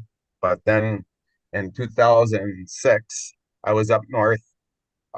They asked me to come up north to help out with the kids and everything else, and then I got another felony against me because I was carrying a weapon. Since then, you know, I got them 2 felonies, whatever. Since then, yeah, I worked at Miller Electric for 31 years. I retired from there. Things like that. I'm married 29 years. My wife, she had 4 daughters when I met her, from ages from 4 to 15. They're all doing well. We got 13 grandkids now. It would be nice to get this record off my list so I can just go help out for the schools and to pick them up, but even for the activities and everything else like that. Far as yeah, that snowmobile outfit way back when, yeah, it shouldn't have never happened, but it did. Nothing I'm proud of. And in the gun situation, that I was just well, just helping out there too, and I was in the wrong place in the wrong time, just holding the gun. You know, they said I was hunting, but I wasn't, whatever. So yeah, I would just like to really try to get on with my life a little bit. Now I'm retired and everything else. I like to do other jobs, but I'm in a small section now, I guess. So I think that's you know, I you can ask me questions. I don't know. All right. We'll open up to questions from the board, Mr. Penko. Okay. Questions? Judge Kremers? So I want to go back to the snowmobile crime situation. Yes. Because I'm not sure I understand exactly what your position is with respect to this. Are you saying that, because it kind of reads like you're saying you had no idea that you were taking somebody else's snowmobile, and it was only when you got back and saw saw that the person whose snowmobile you thought you took was there, that you realized, oh, I must have taken somebody else's. That's exactly what happened. So why'd you plead Huh? guilty? Why did you plead guilty then? Well, because when I got my attorney, and he said, I'm looking at 3 years, and I just started up my apartments and everything else, and there's no way I can do 3 years. And he says that we had to go down this road. So I'm really not sure. If I had to redo it, I would say no, because I know more of this operation now than I did way back when. Yeah, that snowmobile thing, yeah, it really goofed me up a lot. Because yeah, we were drinking. I didn't want to go that night, that day, whatever. And then when we got into the situation, when I talked to Judge Jensen that time, when we were in his little chambers, I talked to him for quite a while. We talked about how Miller's ran worked and things like that. And yeah, they gave me the keys to take the guy's Gary Sawyer's snowmobile back to the trailer. I put the keys in it and I left. I didn't realize that Gary didn't park in our group, that somebody else did, and them snowmobiles are all the same and whatever. That's pretty much what I can say on that part. Well, somebody would have had to steal the real owner's keys. You would think so, but I'm not sure how that really worked, because Charlie gave me the keys for that sled. He says, take it back to that thing, and we were probably what, 5 miles from that where we dropped the sleds off at that motel. And so I did. And he was driving, we loaded him up. He wanted to take it back to his house and stuff like that. Then when the real owner came up and things, them guys all left.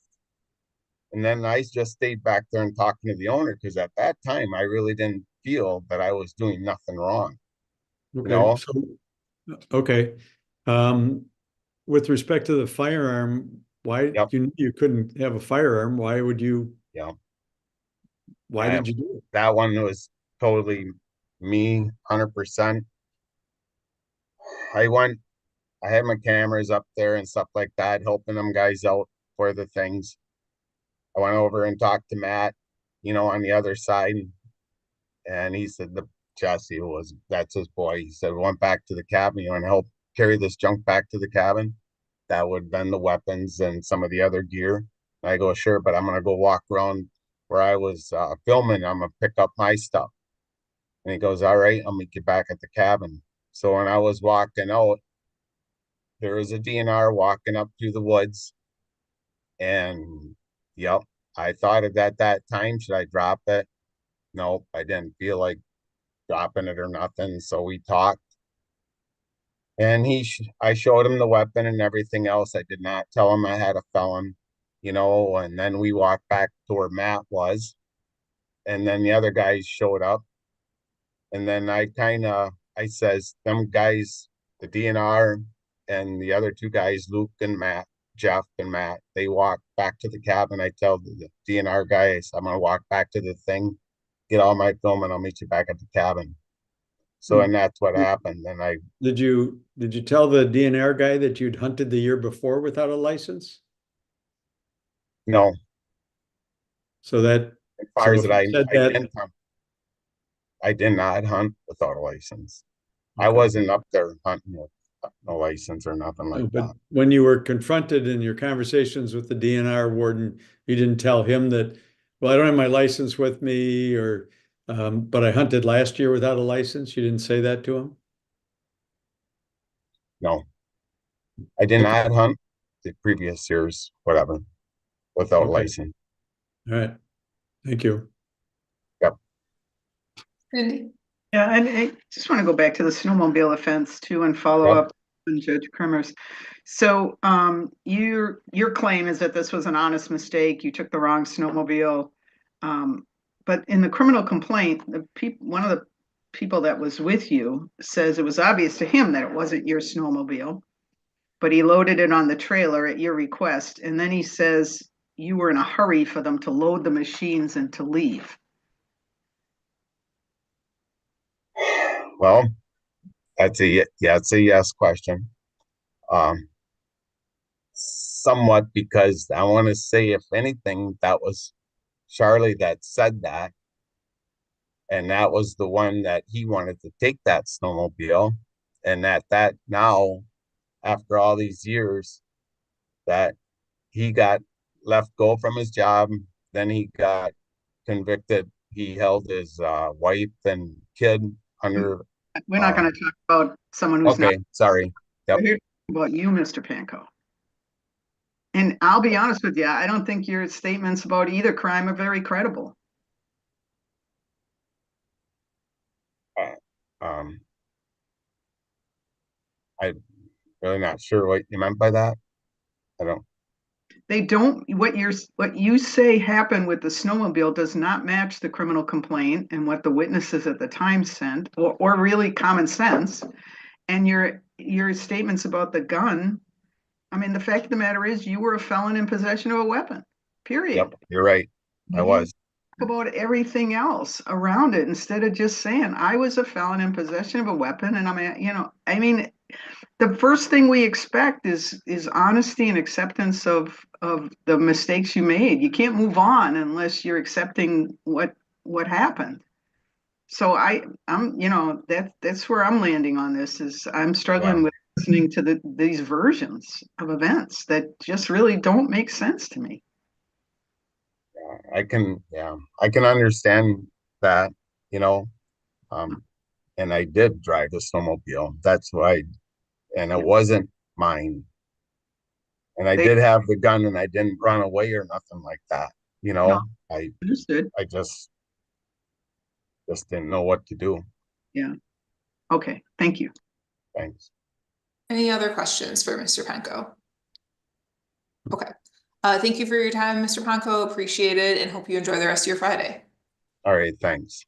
Thank you. Next up, we have Miss Duncan, Chandra Duncan.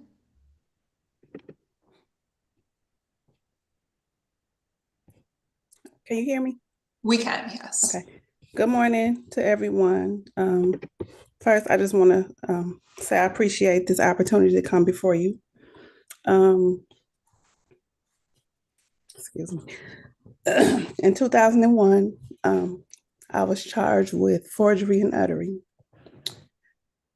At that time, a little bit before that time, when I was a younger girl, I'll just sum it up real quick, but when I was younger, my mom had passed, and I used to see like my neighbors, people, well, mainly the girl next door to me. She was a booster / stealer. She used to do it all the time to get money. It was a situation to where my sister lost our house, and that's what I started doing. I was stealing, I was going in the stores, taking stuff. Excuse me, I'm not proud of it today, but I was doing it. That's what I was doing. So when I caught my felony, this time I had got stuff from a young lady. I was taking them back to the store because I knew they would give the money back. I was charged with, I think it was receiving or returning stolen property, but I had prior retail theft cases during that time. So when I was going to court, at that time I think my baby was 6. She was 6 years old. I had a 6-year-old daughter. At that time when I was going to court, the DA they told me I was going to prison. And I was scared. So my attorney was, later on when I went back, my attorney told me, if I plead to the forgery and uttering, I won't go to prison. I'll get 60 days in Huber and, that'll be it. I pled to the case. I didn't know what forgery and uttering meant at the time. I was just, in my mind, I'm just happy I'm not going to jail. I'm not finna go to prison. But I did, I'm not saying, I did take the stuff to the store, take it to the counter, and get the money back. I did the crime. I did do that. So that was how my felony went. I had a person with me at the time that went to jail with me, never been in trouble before. I felt bad about that because that was party to me, which that case did get thrown out, but they was a party to my crime. Throughout that time, I had like living situations. I was staying on people's couches. I stayed in the car a couple of times with my daughter.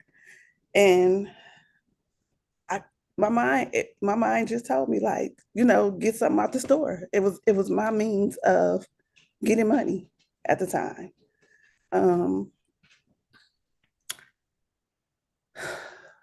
I got probation. I think I had got 3 years probation on the felony charge, and I did the Huber.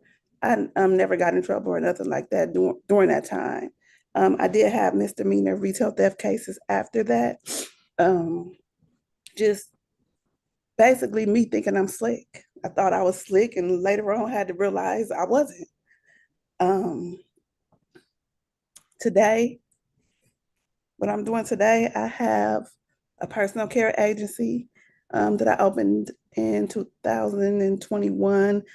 I have a parking valet company called Brew City Valet, and I added transportation to it, which I do school transport for like Oak Creek and West Allis.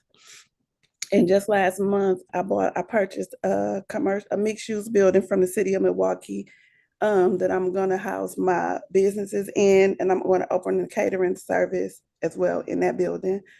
Why do I feel like I want this this pardon so bad?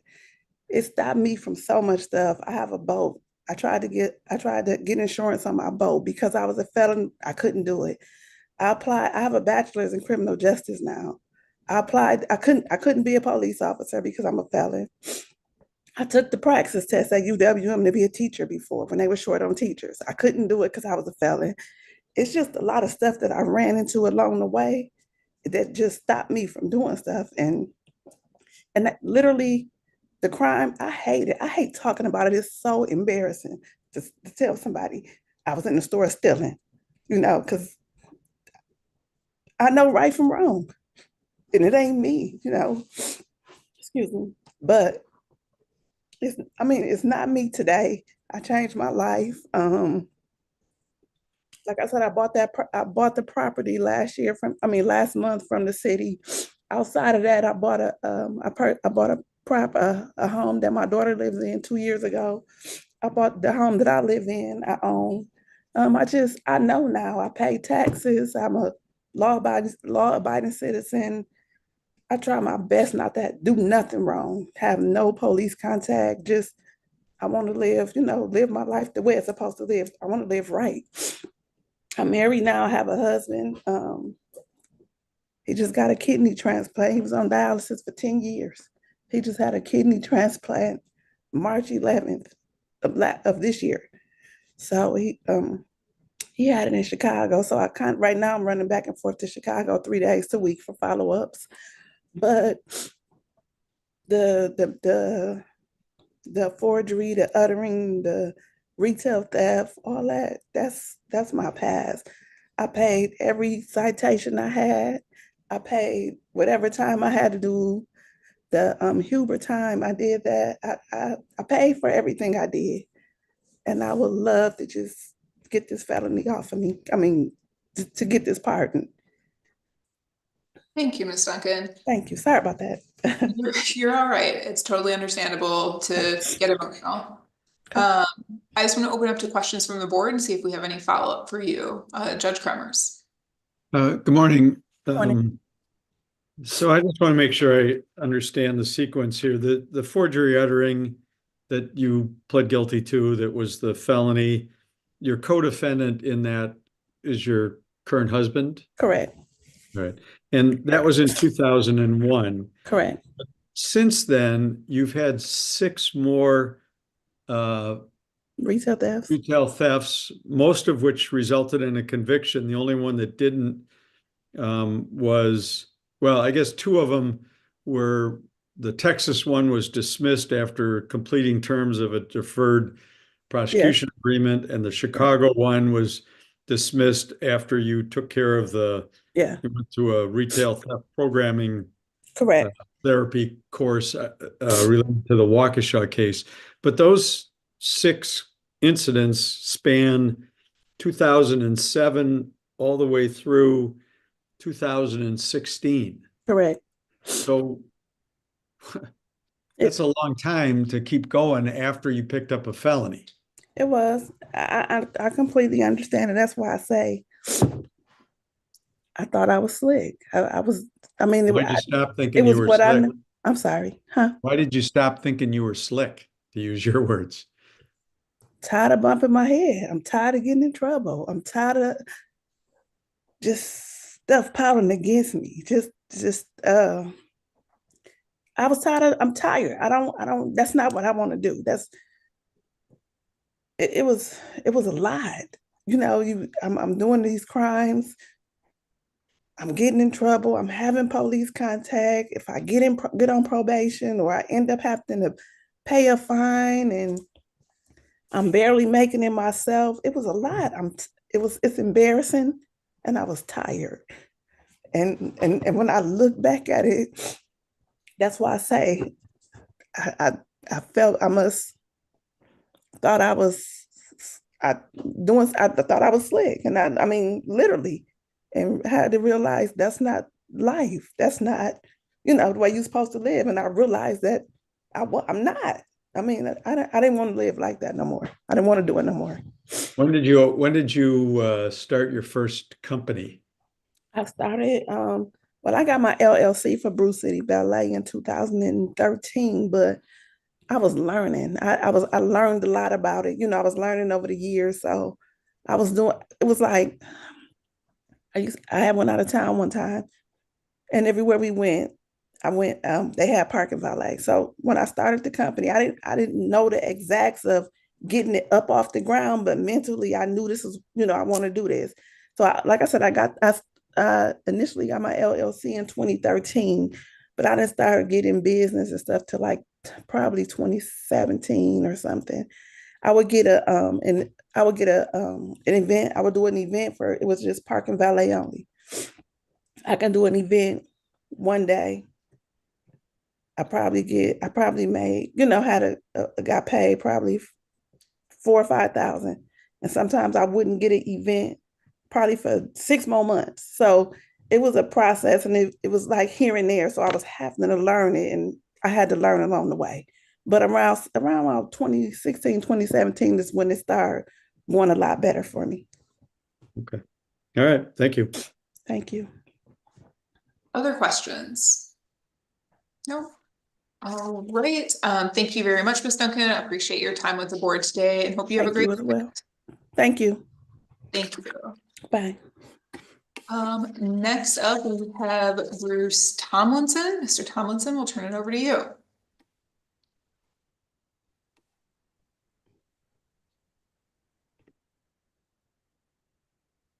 We can't hear you yet. Looks like you're still muted. Can you hear me now? Perfect. Thank you. Members of the board, good morning. My name is Bruce Tomlinson. I applied for a pardon in 1986, fueled by alcohol and foolishness. I stole the camera belonging to a TV station in Green Bay after a Packer Bears game at Lambeau Field. The next morning, when the police came to my house, I admitted taking the camera and helped the police recover the camera. I don't know why I took the camera. It makes me sad and filled with shame to think about it. I was charged and convicted of the theft. I accepted the responsibilities for the theft. I was sentenced to 2 years probation and was ordered to pay a $500 fine. I successfully completed probation in 1988. In fact, I was discharged early from probation. Through my time on probation, I was employed full-time. Over 40 years of employment that I feel I've served the public, from right out of high school, working for the Village of Poinette, working for non-union masonry contractors and union contractors. Why I say that is I worked on schools, hospitals, churches, courthouses, jails, Lambeau Field, banks, and supermarkets, just to name a few. And due to the lack of work after years of being a bricklayer, I switched to the electrical union in the IBEW field, working for the largest tree firm in the United States, Ashland Tree Service. I maintained right-of-ways for the transmission lines for American Transmission Company, ATC. The hardest part of this job, which was quite dangerous, was responding always on call for inclement weather, such as high winds, ice storms, tornadoes. The destruction I've seen from tornadoes on power lines is something to see. I've been involved in my community for years, particularly at the Wittenberg Ballpark, in donating numerous hours of time to the park. I've donated to 2 cemeteries, one in Burnham Wood, a stone monument. I laid stone around.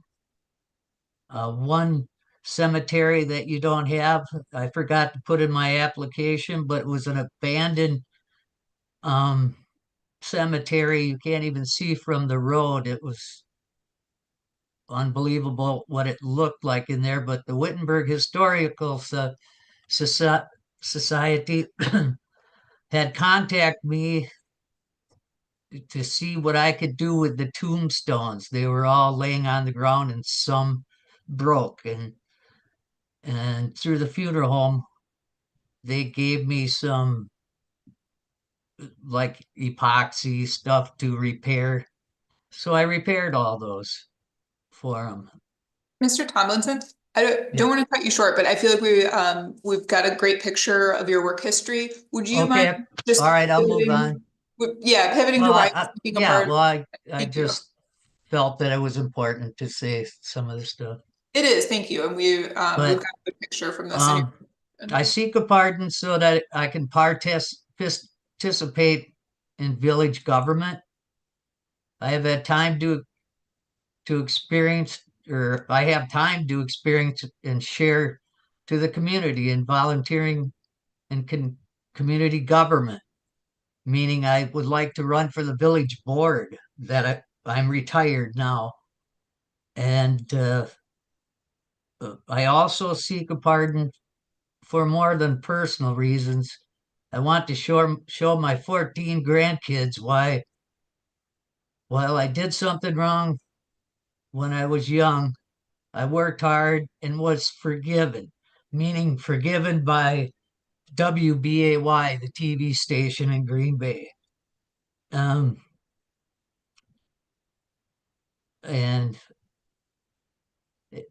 it would be a positive lesson to show my grandkids. A pardon would give me peace of mind, bring closure to something that has weighed on me for years. And at this time, I'd like to thank Governor Evers and your thoughtful consideration. Thank you, Mr. Tomlinson. Questions from the board? Cindy? Good morning, Mr. Tomlinson. Thank you for sharing with us some of the community service work you did and some of the articles related to that. That was very helpful. What you did not submit were any letters of support for Yes, your. ma'am, I did. Really? Okay. We have none. This was all should have been through my attorney. I had several letters. The forgiveness from WBAY, I sent that. We do have that, Mr. Tomlinson. I have a letter from my brother, my wife. I have a thank you from a Catholic priest in Vernonwood, Wisconsin, for doing the stonework on their cemetery. Are the letters from your brother and your wife in support of your pardon application? Mr. Yes, yes. Okay. We don't have those in your file, but we can follow up with your attorney about those. Please do. I would like to say that this summer, it'll be 5 years since I hired my attorney, and years went by, and I'm wondering why I haven't heard anything. So I got a hold of the attorney's office, and my attorney was no longer there. And I'm going, well, who's this great? Who's representing me or helping me out here? And then finally I got this attorney, but all the paperwork to start all went through this first attorney that I had in the same law firm. Okay. So I don't understand that. I was counting on letters of support. Mr. Tomlinson, it does look like we have some things. I'm not sure if they're what you're referencing, but they're more like employment verifications and things like that. They're not. Oh, yes, I had a letter. I had a letter from my union representative. Mm-hmm. Okay. But there's missing pieces there that I felt were very important. Yeah, and we can follow up on that. I appreciate that. It looks like we've got your attorney in the file, so we can follow up about that. Thank you. Judge Kremers, question from you. Yeah, good morning, sir. Looks like in 1998, there was you were convicted of disorderly conduct, and then in 2002, there was another disorderly conduct. What were those about? The one in Shawano County was a dispute with my neighbor. Did I lose you? No, I'm here. Okay, I'm not seeing you, but that's as long as you can hear me. It was a dispute with my neighbor. I came home from work from Green Bay. I don't need all the details, just okay. He accused my stepson of shooting a BB gun into his window, and we lived 150 yards apart, and it's just impossible. But it turned out to be what my attorney called a misdemeanor. He called it no more than a traffic fine. I see. And what about the second one in 2002? In 2002, that was my wife or my girlfriend at the time. We were in Green Bay, and we spent the weekend in Green Bay, and we got in a little fight because she didn't want me.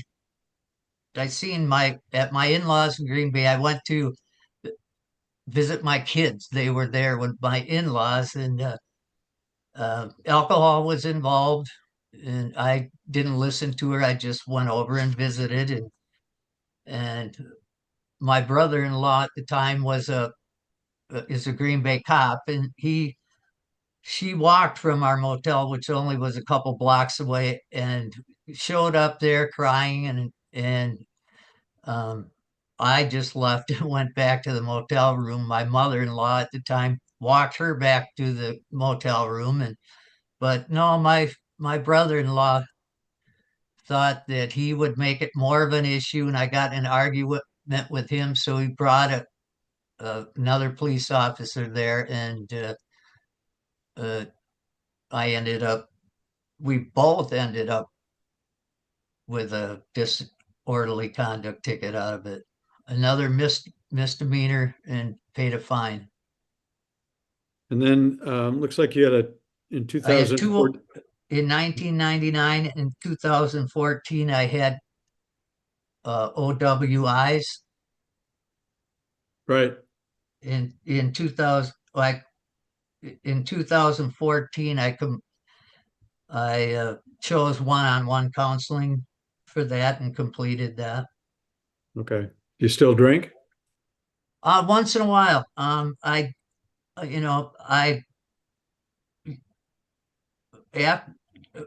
I don't have to get into that, but I do once in a while, but I don't drive and my wife isn't she isn't a drinker. So if we go out, she drives.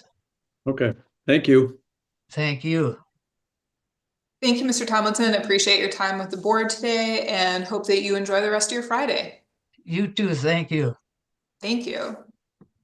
Next up, we have Nicole Michael. Hello. Hello. All right. Sorry, I'm like super nervous about this. So, take your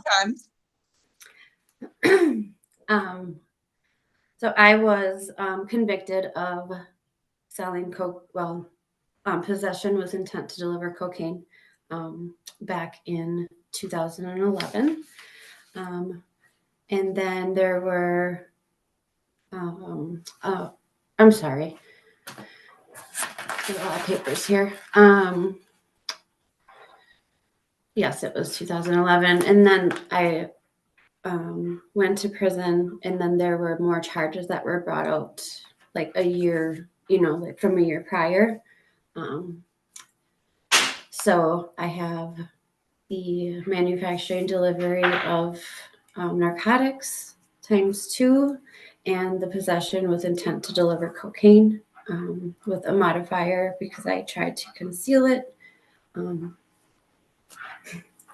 I don't know why, because I was stupid. I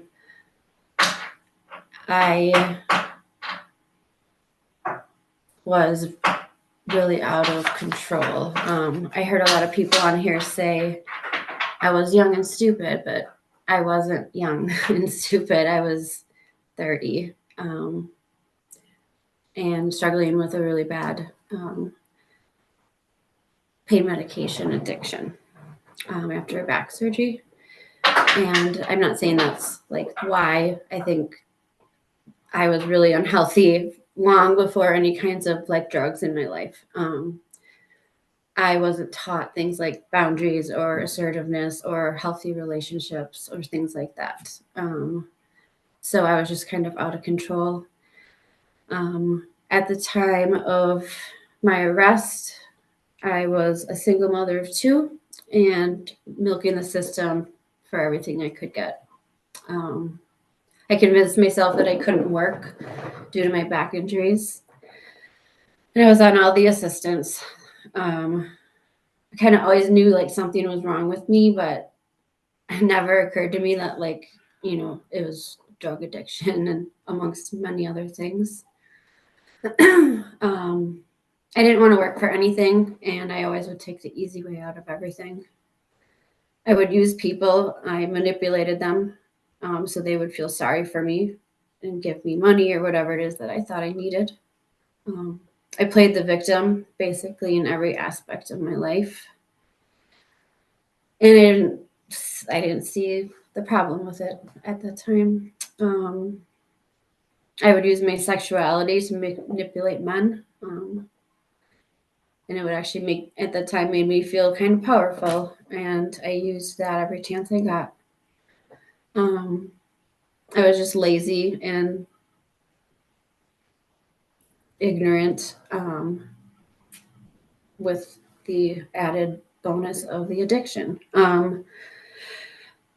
So I think that kind of sums that up. So I was convicted and went to prison, and it was the best thing that could have ever happened to me. It saved my life and put me on the right track. I was at Tashida for a while and then was transferred down to Racine to Reek. And shortly after I got there, I was allowed to do the ERP program. So at the time, it was a 6-month program. And that changed my life. I didn't even realize like how toxic, like my family is until I went into that. So I've been clean for a little over 13 years now. My kids are grown, actually, and I'm still struggling a bit with my son. He is a freshman in college now. My daughter's 23 and living on her own. And they're both doing amazing. I've gone when I was released, I've did outpatient treatment. I did everything that they said. I was scared. I was terrified of getting out because of all the things they taught you. And so I went to the meetings. I, struggled to find a job. Then I learned about a place called Step Industries in my area. I had a meeting, and it's a place that only hires people in recovery from alcohol and drug addiction and kind of teaches soft skills. And I worked there for quite a while. I started at $7.25 an hour, like counting tampons and putting them in another box. But I didn't give up, even though I wanted to, because it really was not fun. And I actually worked my way up through to a line lead to a quality assurance to project manager and eventually into HR. And that's kind of how my HR career has begun, because they gave me that opportunity. And once I got into it, I kind of was like, oh, this is what I want to be when I grow up.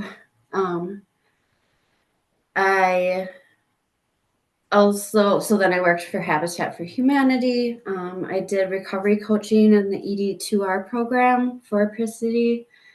I know there's that short little position. Harrigan Solutions is not the job that was explained to me at all. So that was a bad move on my part, but I learned from that. And now I've been with Innovative Services. I'm currently now a human resources specialist. And I really love HR. I love people. I'm good at, what I do. I've done a lot of volunteering over my time. I've been back to the prisons, Tashida, Reek, numerous times to speak. I've sat on job panels at Oshkosh Correctional. I like that, once people are looking at you, and you're talking about positions and you just got to show up and do your best, and they don't want to listen to you until I say I've been where you are. And then everybody's just kind of oh my God, now I want to listen. I did Meals on Wheels for a while. I was part of a lot of networking groups in the community, like Nina Menasha Emergency Society and things like that. Lots of things with my son's sports and my kids' school. They're not in school like that anymore. But my son was a 3-sport athlete all through high school, which was kind of exhausting. I told him pick one thing and he picked 3. But he's amazing now. He's running cross country and track for UW Stevens Point. Let's see. I feel like I'm missing something. Apologize if you guys just have any questions. Yeah, let's open it up for questions, Ms. Michael. I think you covered a lot of it, but let's see if we've got anything else for you. Board members? Cindy? Good morning, Ms. Michael. Thanks for sharing your story. It's not the easiest forum for people to come here and talk about these things. Your letters of support were incredible. Your son's letter. He's like the best writer ever. He makes me cry all the time. Yeah, that was fantastic. So if you were to be granted the pardon, what's next for you? Honestly, like a lot of things. I was working with a gentleman who was involved in the Windows to Work program, and really wanted this position. Like they wanted me. I was hired, and the prison said, nope, she can't come in here. And that was kind of devastating. I love HR, but at Habitat, it was like that, case management, the helping, the serving, like that's what I want. Like I reached out to Brent and told him, like, I have a pardon hearing. So if I don't know if you remember me from 2 years ago, but if you have anything opening, and he's like, of course I remember you. And they're actually trying to add a 4th person. So interesting.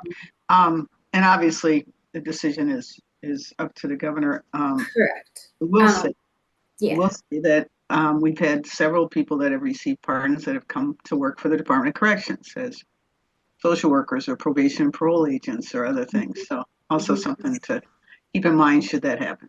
Yeah. Well, and I've turned my life around in so many ways. It's like night and day. And if I can give back and use my experience, then it wasn't all in vain, Right. Thank you. Yeah. Thank you. Any other questions for Ms. Michael? Okay. Thank you very much for your time this morning, and hope that you enjoy the rest of your weekend, Ms. Michael. Thank you. Thank you, guys. Thank you. Great. Next up, we have Matthew Hayes. Mr. Hayes?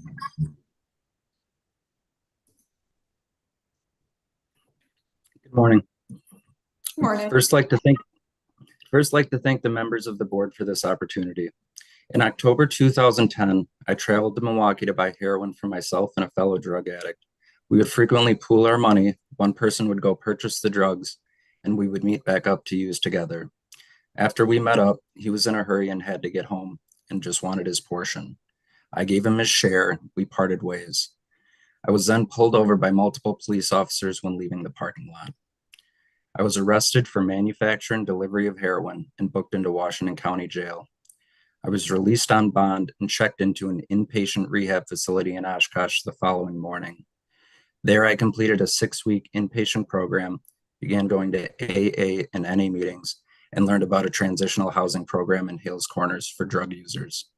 After discharge, I started a 3-month program at the Manitoba House and began counseling at Cedar Creek Counseling Services. I continued going to Cedar Creek and AA and NA for a few years. I later found out my associate had been arrested a few days prior and was working with police to lessen his charges.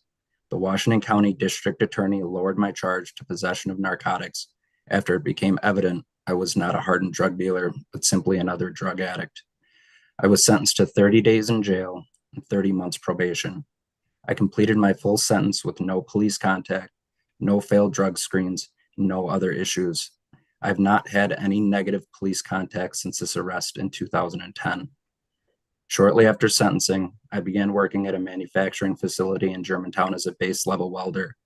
I volunteered for training and was soon working my way up to production team lead, welding robot operator, and welding robot programmer. I also went back to night school at Moraine Park Technical College to pursue a degree in mechanical design. In 2014, I began interning in our engineering department and was quickly offered a full-time job as a mechanical drafter.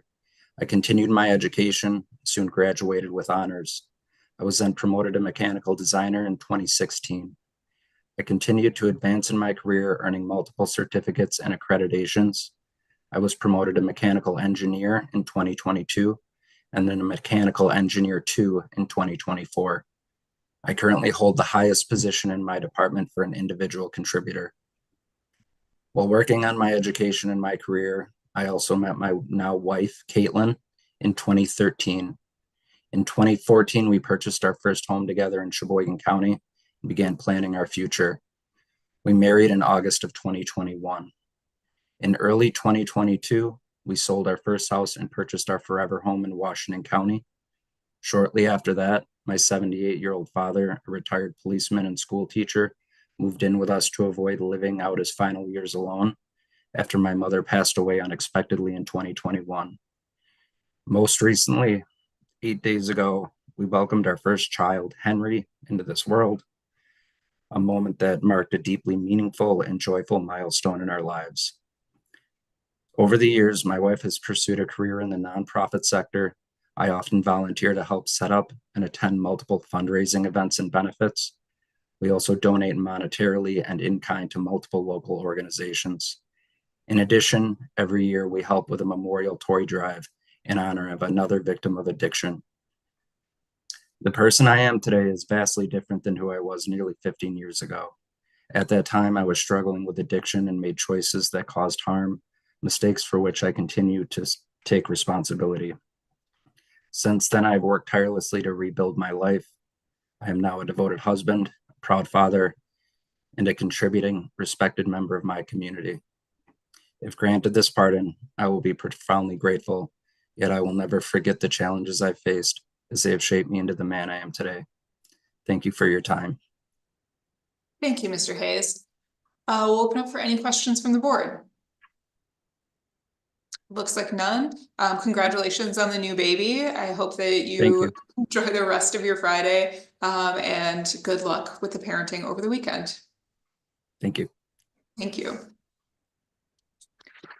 Okay, Mr. Kirk, we still do not have an additional board member. I'm sorry, he's been held up at work. So I can give you the option. We can hear from you now. We'll need an additional member to vote on your application and whether or not it goes to the governor. But luckily we do record these hearings. So we can do that, or we can hold you over until this afternoon and hear from you then. Do you want to let me know what your preference is? Oh, I'm sorry, you're muted. I think I have to go now. I only have put in time off from work from 8:30 to 10, and it's exceeded 3 hours. So I really do have to get back to work with respect to my employer as well. Absolutely. Absolutely understand. All right, Mr. Kirk, well, we'll turn it over to you then. Thank you for hanging with us, and we will make sure that in addition to reviewing your application, that someone else sees your video presentation as well. Good morning. My name is Tommy Kirk, and I would just say that I am a public servant. I am a parent of a 16-year-old son who will be 17, who has had some challenges as an at-risk youth. My offense was 2 counts of delivery of a controlled substance, 2 bags of rock cocaine to undercover officers. This was back in 1995 when I was 17 years old. 30 years ago, I'm now 47 years old.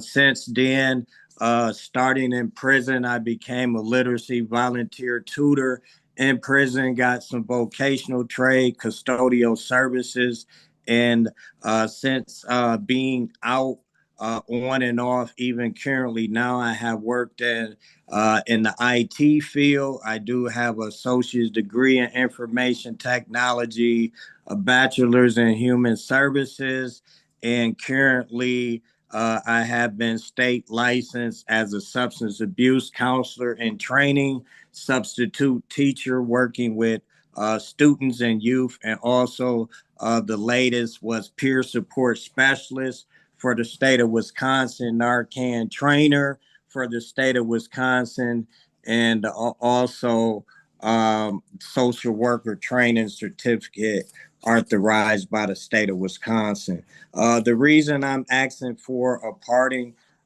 is has a number of reasons. One is going to be occupational and for professional reasons, such as obtaining a security license. I'm interested in holding a public office, and I'm also interested in trying new things such as hunting, being able to have that privilege. And I'm going to cite why I think that I deserve it.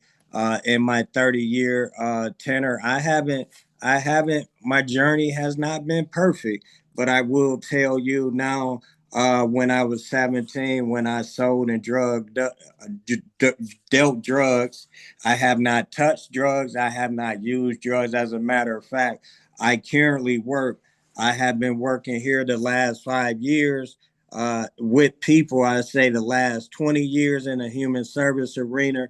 I'm the center manager at Repairs of the Breach, which is a daytime resource center, night center, homeless shelter, where I'm the center manager, where I work with unhoused, unsheltered populations, folks with mental health and substance abuse challenges. And in all my roles, have I not had any problems where I did any further harm? In the human service ethics, obviously, the first ethic is do no further harm. And so I'm committed to the work that I do. And I believe 30 years later, I should be considered to move forward in my life with this party. Thank you, Mr. Kirk. I think we're going to open up to questions from myself and Cindy here. Cindy, I'll give you the privilege of starting if you would like. Appreciate you. Mr. Kirk, the governor will make the final decision on whether to grant you a pardon or not, but the district attorney in Milwaukee supports your application. Can you tell us what you think about that? I did not know that. I think that that's great, definitely encouraging news one way or another, just to know that district attorney does support that. Okay, thank you. Mr. Kirk, I just wanted to ask you one thing, and it's about the domestic abuse incidents from 2017. It looks like there was an injunction against you for 4 years, and then 2020, it looks like there was an incident with someone else. Could you tell us a little bit about what was going on in those cases? So in 2013, first issue number one was my estranged wife. We had custody issues, a divorce going on, a restraining order that went on. She got the longer order. I went on probation for the offense, so there was a no contact order with DOC and a court order probation, in which I successfully completed. But we were at a bar scene, and we encountered each other, and there was a dispute, and it was said I pushed past her. She struck me with a wine bottle, which I was injured in there. I did not cooperate with the district attorney in that matter to press any charges. I was later charged in that incident, and I pled to the disorderly conduct for actually creating a disturbance in the public. Okay, thank you. That's helpful. Could you speak a little bit about the 2020 case? In 2020, police were called at a residence where my partner was not feeling safe. She equipped herself with a knife. The police were called. I had to leave at that time, and she reported to them that she was not safe, and that she felt that I had a pair of scissors that was threatening to her. She called the police, and then they charged me with a weapons charge, and then the district attorney the district attorney dismissed the charges. Actually, during that case, I was able to return to my home with a no violent contact order, and the district attorney ultimately did dismiss those charges. Okay, that's helpful. Thank you. I don't have any other questions for you, Mr. Kirk. Looks like Cindy hasn't thought of anything either. So thank you very much for your time today and your patience. Hope you enjoy the rest of your Friday and your weekend. Thank you. Thank you. Okay, so that is the last applicant of our morning sessions. So at this time, I will entertain a motion from the board to move into closed session pursuant to Wisconsin statute section 19.85 sub 1 sub A, D, and F for purposes of deliberations concerning specific cases before the board, considering specific applications, and for purposes of considering financial, medical, social, and or personal histories of specific persons. Do I have a motion? So moved. You have a second? All in favor, aye.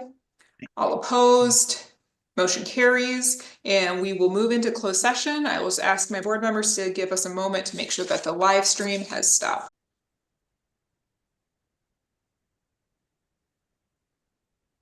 Good afternoon, everyone. If you're just joining us from the waiting room, we're just going to take another minute to make sure that everyone is able to get in and connected to audio before we talk through what today's hearing is going to look like.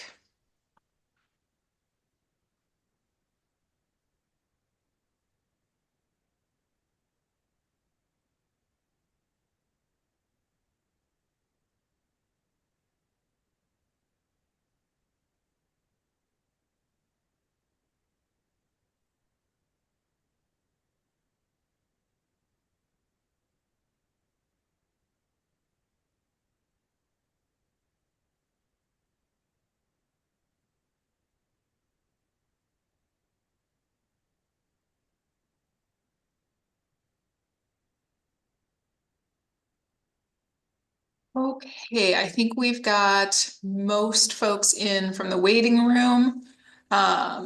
So I will go ahead and get started. My name is Mel Barnes. I'm Chief Legal Counsel to Governor Evers and the chair of his Pardon Advisory Board. I'm going to go through a little bit of housekeeping about how today's hearing will run. I'm going to introduce my fellow board members, and then we will get started hearing from all of you.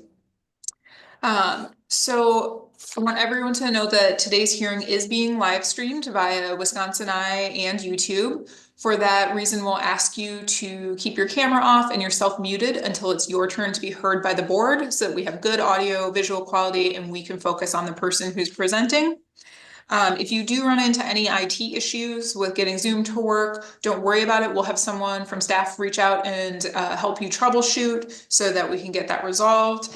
If for some reason your Zoom's not cooperating, when it's your turn on the agenda, we'll come back to you if we need to. Otherwise, we will hear from folks on that order listed in the meeting agenda and open meetings notice.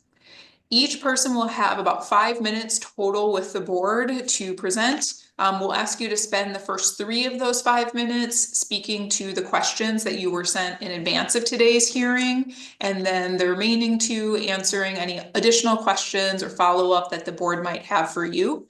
Don't read into it too much either way. If folks have questions for you, they don't. We have spent quite a bit of time with your application material, so sometimes everything is just covered there. But if there are questions, we want to make sure that we get to those so that we can all make an informed recommendation to the governor. So as a reminder, the 3 questions that you were sent in advance that we'll ask you to spend those first 3 minutes speaking to are to first provide us with a brief summary of the offense you're seeking a pardon for and how your sentence went. We're not here to retry the crime. You don't need to minimize your involvement or anything like that. We just want to hear from you in your own words what happened. Second, we'll ask you to provide a brief summary of what you've done since the completion of your sentence, including any community involvement, your employment, basically where you're at now and how your life is different than the time of your offense. And then finally, third, a brief statement about why you're seeking a pardon and why you think the governor should grant you one. Once you've spent 3 minutes on that, we'll open it up to other questions from the board. And when you're done answering any questions the board may have for you, you're welcome to sign off and leave the Zoom hearing. You don't need to hang out for the afternoon. Once everyone's been heard, the board will meet in closed session to decide whether or not to recommend your application to the governor. You need a majority support of board members present in order for your application to be forwarded on to the governor, who will then make a final decision on those applications, whether to accept or reject. And either way, you'll hear from the office in about a month to a month and a half from today's hearing. We know you've been really patient just to get to this point in the process, but we will ask you to hang with us for just a little bit longer so that we can make that recommendation to the governor. So with that, I'll introduce my fellow board members and we will get started hearing from all of you. So with us today, we have board member Cindy O'Donnell, who served as the Deputy Secretary for the Department of Corrections under Governors Thompson, McCallum, and Doyle. She also served as a Division Administrator under Attorneys General Lautenschlager and Van Hollen. We have Judge Jeffrey Kremers, who is AG Call's appointee to this board. Judge Kremers served on the Milwaukee County Circuit Court for 26 years, including serving as Chief Judge for 7 of those years before retiring in 2018. And we have board member Anthony Cooper Sr., who is the Vice President of Strategic Partnerships and Reentry Services for Nehemiah Center for Urban Leadership Development. He is also the CEO of Focused Interruption, and he received a pardon from Governor Evers in January of 2021. With that, we are eager to hear from all of you. Our first applicant this afternoon is Christopher Sopiras. Mr. Sopiras. Hello, can you hear me? We can. Okay, yeah, hi. First I'd like to say I appreciate the opportunity to even get to talk to you guys about this and hopefully you know, move forward with the pardon. But my name is Chris Sopiars. I am 40 years old. I am married for 16 years and have 3 daughters. Back in 2002, I guess actually even a little before that, I'll say I kind of started getting in a little bit of trouble, drinking, smoking marijuana, just kind of honestly hanging around with a bad crowd. I started off like middle school and beginning of high school, straight A student. And then all of a sudden sophomore year, I just kind of fell off a cliff, to be honest. And then one night when we were out drinking, it was late at night, me and a few friends, we were driving down by Water Street, and we asked a guy out the window for $5. It was honestly, that's all we were doing. And then when we pulled over, a couple of us got out the car and we walked over by him, which I understand that's where the threat kind of came from. And he became probably afraid because a couple of us were coming to him, and he opened his wallet and pulled out $22 and handed it to us, and probably because he was in fear because we were all walking up to him, which I completely understand. And we kind of took it and went back in the car. Honestly, it started off as just asking for $5. We wanted to get some cigarettes is honestly all it was, but it turned into more than that, as you could see. But and in our minds, we honestly weren't trying to like rob no one, but I see how that appeared and how it ended up being. But and then when we got back in the car, one of the co-defendants had mentioned something about like to walk down the walkway or something and don't look back, which that was when I was already back in the car, I believe. All of us were except for him, but that's what I heard or saw in the statement. So I'm sure that's also why, he felt afraid, and it kind of turned into a bigger thing than it was originally. So, I ended up getting sentenced, probation and stuff like that with the DAGP.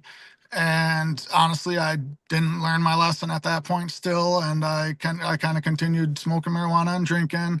I was working, but I did have some issues with my probation officer because I was doing an HVAC apprenticeship, and certain times of the year we might have 30 hours a week or whatever. And so she wasn't very thrilled with that because I was supposed to be 40 hours a week school or work. And but anyways, I know I failed UAs and stuff like that. I ended up getting revoked because of that.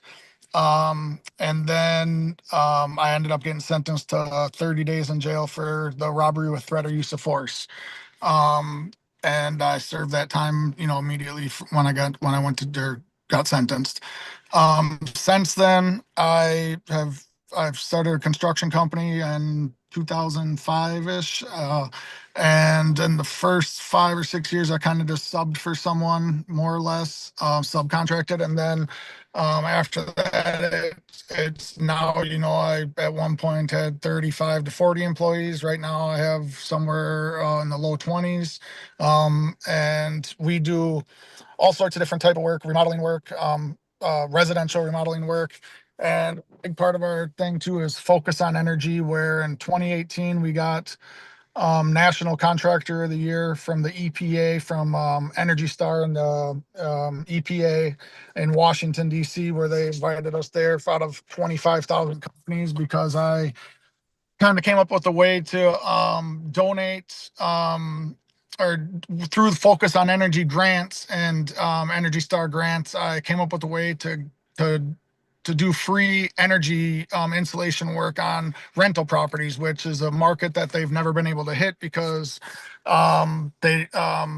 landlords usually don't want to pay to upgrade insulation because they don't pay for the heat bill usually. So it was kind of a new market and a new thing. So that's why I got energy or contract of the year for that in 2018. It was enough energy to save like heat and 1,400 houses for a winter is what they say, like the amount of BTUs we saved or whatever. But we've done a bunch of junior achievements donating. We do all the golf outings every year. We paid for roofs for Habitat for Humanity through my business. We were aired on a episode of Military Makeover in 2019. It's a military vet in Strum, Wisconsin, that we donated the siding and the install on his house. Basically they do a makeover, whole home makeover in 7 days. And it's a show that was on TV, but and I'm looking for a pardon, I guess, so that I could, I guess a lot of my family hunts around here, of course, in Wisconsin. I'd like to take my daughters hunting also. Like their grandpa and everyone always talks about doing it, and I kind of shy away from, kind of just blowing it off, and because I don't want to have that conversation with them yet. But and then also with my business, there's a lot of business associates that offer hunting trips and fishing trips to Canada and stuff like that I, kind of just ignore in a sense because I don't want to have that conversation with them also. So that's the main reason or some of the main reasons I would love to get a pardon, just also to get it, get it off my record, of course, like everyone else. Thank you, Mr. Sopiras. I just want to see if there are other questions for you from the board. Board members? Sure. Judge Kremers.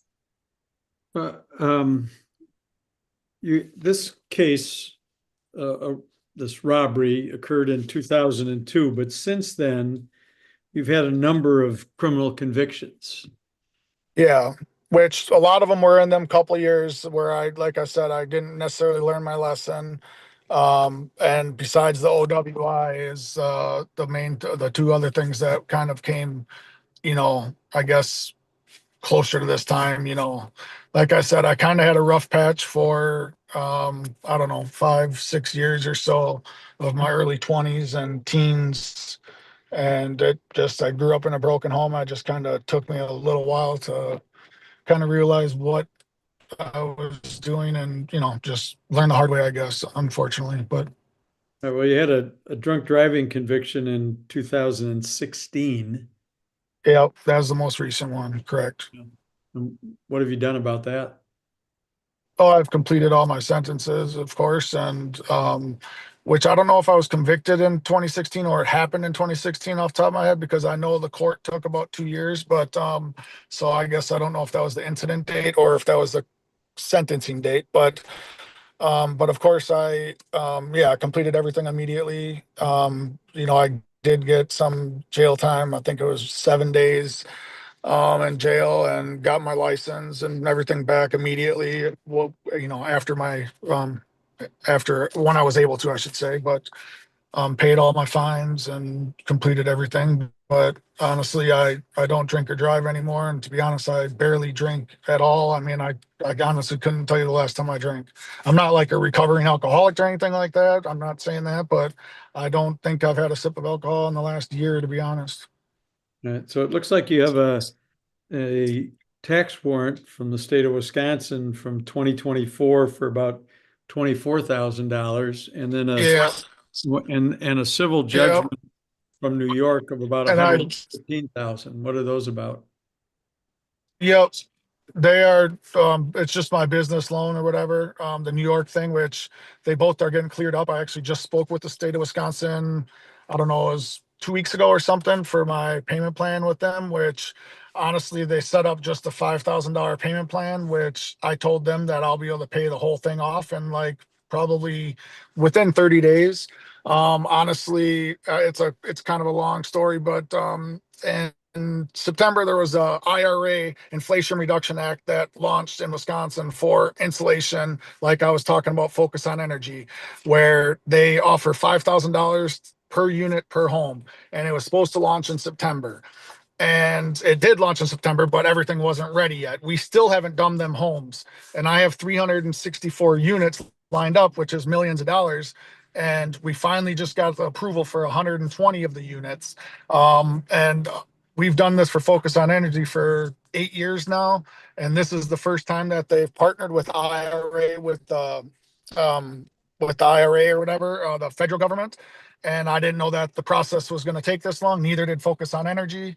So honestly, that's what that New York thing is because I borrowed money, and which again is getting worked out with them as well. But it's basically I borrowed money because I planned on having these millions of dollars worth of work and put a lot of eggs in that basket. But and it's been delayed until just now. We finally just got approval for 120 units. So Right. short story, I guess. There's a lot more to it, but that's the gist of it. Thank you. Yep. Other questions from the board? Okay, I just want to follow up because you mentioned the tax issue kind of on the front end. You said you were on a payment plan, but how long did you say you thought it would take for you to resolve that? Honestly, like I said, they set up just 5,000 a month because they wanted just to make sure that like something was set up, and I wanted to make sure something was set up. But I'm waiting on a very large payment here, and I'm hoping to have it paid off within the month is what I was telling them. So, so honestly, regardless, I'll make my payments, but I honestly plan on, I mean, we do almost $5 million in business a year. So, I know it's a lot of money that's owed, but I do get large chunks of money. So it's our busy time right now. So we're just catching up. That's all. Any other questions for Mr. Sopierres? No. All right. Thank you very much for your time this afternoon. Appreciate it, and hope you enjoy the rest of your weekend. Yeah, you too. Thanks a lot, guys. Thank you. Next up, we have Elizabeth Claiborne. Miss Claiborne? Okay, it's there. There you are. Okay, so my name is Elizabeth Claiborne. I do have 4 children, 3 girls and 1 boy. My oldest daughter will be 17 next month. I have a 15-year-old, I have a 13-year-old, and my son is the youngest. He's 11. I was convicted of forgery back in 2010, and how it happened, I was sitting at home. I had a job, but I wasn't really receiving too much income, and I had 2 children at the time. I received a phone call from one of my friends, and she just was telling me that there was a lady who was writing checks, and I had the opportunity to gain a few dollars from it. When she told me that, at the time, that few dollars was able to help me.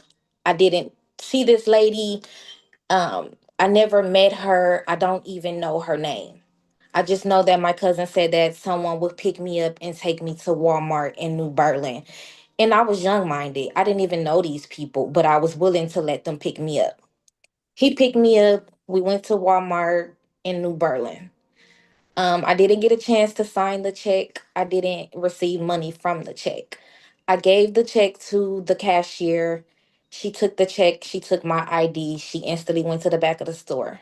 She waited for a little while. A few minutes later, a guy came in. He looked directly at the cash register, but he went to the back where the cashier went. I instantly knew that something was wrong. I'm like, I think that was the police. I left. I got back in the car with the guy that I don't know who it is. I just know he gave me a ride to that Walmart. Because obviously he was gonna get something out of it too for being the driver. I got home. I was nervous, so I called Walmart to see about getting my ID back. They told me to contact New Berlin Police Department, and it went from there. I contacted Berlin Police Department. They start telling me everything. So a few days later, they contacted me again, asking if I could come to the police station. At the time, I didn't have a vehicle, so I couldn't get to the police station. So they asked if they could pick me up. They picked me up. I had no problem with them picking me up. And there I took my mug shots and things like that. Um, Later on during the time, they asked me if I like knew the lady name. I didn't know it, but I was able to get information from them from the close friend of mine. So I was able to give them like her address. I rode past her house to get the address. I was able to get the license plates to the car that took me because obviously it was parked there. So I did everything they wanted me to do because at this point I'm scared. I'm like, no, I have to get myself out of this. So I did everything they wanted me to do. Towards the end, I went to the court dates and everything like that. And I ended up having to do 14 days in Waukesha County. I'm seeking a pardon because I want to open up my own businesses. I want to become a correctional officer. I'm thinking maybe Racine or Waupun, but having this on my name, I'm not able to do that. Since this happened, I have become a CNA. So I have my CNA training. I have my CBRF training, and that is to work inside of a group home with the elderlies. I've also worked with all of the boys that were sex offenders at a young age, and I've worked with troubled teens that had babies of their own. Right now, I am currently a director at a child care, and I pretty much do everything at the daycare, everything that you can think of that the owner would do. But that's what I want to do under my own self. Um, I think that I should get the pardon because I know that I made the mistake. I was young at the time. It's been probably close to, if not over, 15 years. I haven't gotten any trouble that I can even think of since then. Um, but pretty much I just wanted to be removed, like I said, because I want a passport to be able to leave the country. But most of all, opening up my own licensed childcare facility on top of becoming a correctional officer. Did I miss something? I don't think so, but let's open up to other questions from the board and see if folks have other things for you. Cindy. Okay. Good afternoon, Ms. Claiborne. Hi. Part of the application process, applicants are encouraged to submit letters of support to the board. So in support of their application, and you did not submit any letters. Can you tell us why not? I didn't submit any letters because, believe it or not, too many people don't know about this incident. So I just, I committed the crime on my own. I know that I was guilty, so I didn't even bother asking anybody to do anything for me. I'll just finish this process out pretty much on my own. Certain stuff I just don't say to people. I just keep it all in and just try to work things out on my own. Thank you. You're welcome. Other questions? Judge Kremers. Good afternoon, Ms. Claiborne. I got a few questions. First one is there a public assistance lien against you from Milwaukee County for about $31,000 from last year? Or sorry, from 2019? It should be childcare, right? Yeah. Yeah. And that happened because if I'm not mistaken, I may have been out of employment, but my children were still attending childcare. So that made me have a overpayment, and they just put me on a payment plan for it. Okay, so you owe like 30-some thousand dollars. Yeah. Okay. And then currently you're kind of running this Learning to Grow childcare that's in your mother's name, is that right? Yeah. So it's in her name, but you run it. No, it's in her name and I'm just her worker. So she Okay. works here. She works here too. I'm just her lead teacher / her director. So you direct the agency. Yeah. Okay. So she'll just do the part that she's supposed to do. Okay. So I have a question. It looks like there are, I don't know, 20-some violation reports just in the last 2023 and 2024 about various things at the center. What can you tell So us that, about them? yeah, I can definitely tell you. So it'll be something like maybe like the last time she came and I had maybe 4 kids and maybe I missed to sign one in, or something else that I was written up on. One of the kids' files was missing like their emergency contact. So then she put that as being incomplete. Yeah, I don't want to And then, go through, I don't want to oh, go through okay. each one. That Yeah. wasn't really my question. I just wanted to, so those are things, those violations are things you needed to or have to address. Is that right? Yeah. So like she'll just, she'll come in. If she sees something that's wrong, she'll write it up. And then my mom is to like send back a correction plan. Okay. And my last question is, well, in 2015, you were convicted of retail theft. Is that right? Maybe. And then was it from Walmart? Do it I say don't know where, Walmart? I don't know where it's from. I just It know will it's 2015. it will probably be from Walmart. Yeah, that sounds about right. Okay. What I got probably was like clothes for my daughter. Yes, I sir. really can't, I can't really tell you what I got from there. Okay. My last area of questions is, you seem to have a number of entries on your social media accounts about smoking marijuana. So what are you asking me about it? Well, did So you post those there? And so I don't know because it's has so many different accounts. Some of them may be old. I don't but know which. did you post things I'm on social media about getting high and so having if I that be one of your bigger bills, and wait, what about the bigger bills? that I'm paraphrasing, but that purchasing marijuana is one of your bills?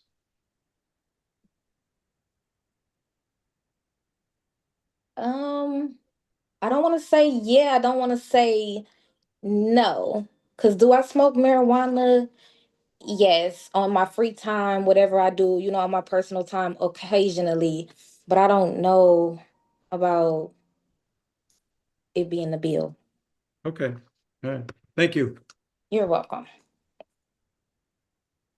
Other questions for Ms. Claiborne? No? All right. Thank you, Ms. Claiborne. Appreciate your time today and hope you enjoy the rest of your weekend. Oh, yeah. Okay, I just do have just one question. So if this pardon was granted, do you know about how long after that I will be able to start applying for the things that I want to do, like becoming a correctional officer?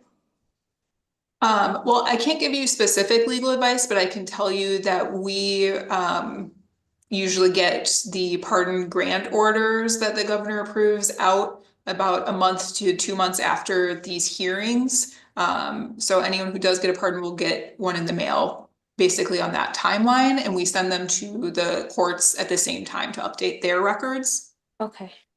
Okay. Yeah, that was pretty much the only question that I had. Okay, thanks, Ms. Claiborne. Appreciate your time and hope you enjoy the rest of your weekend. Thank you. Bye. Next applicant is Delonda Davis. Miss Davis?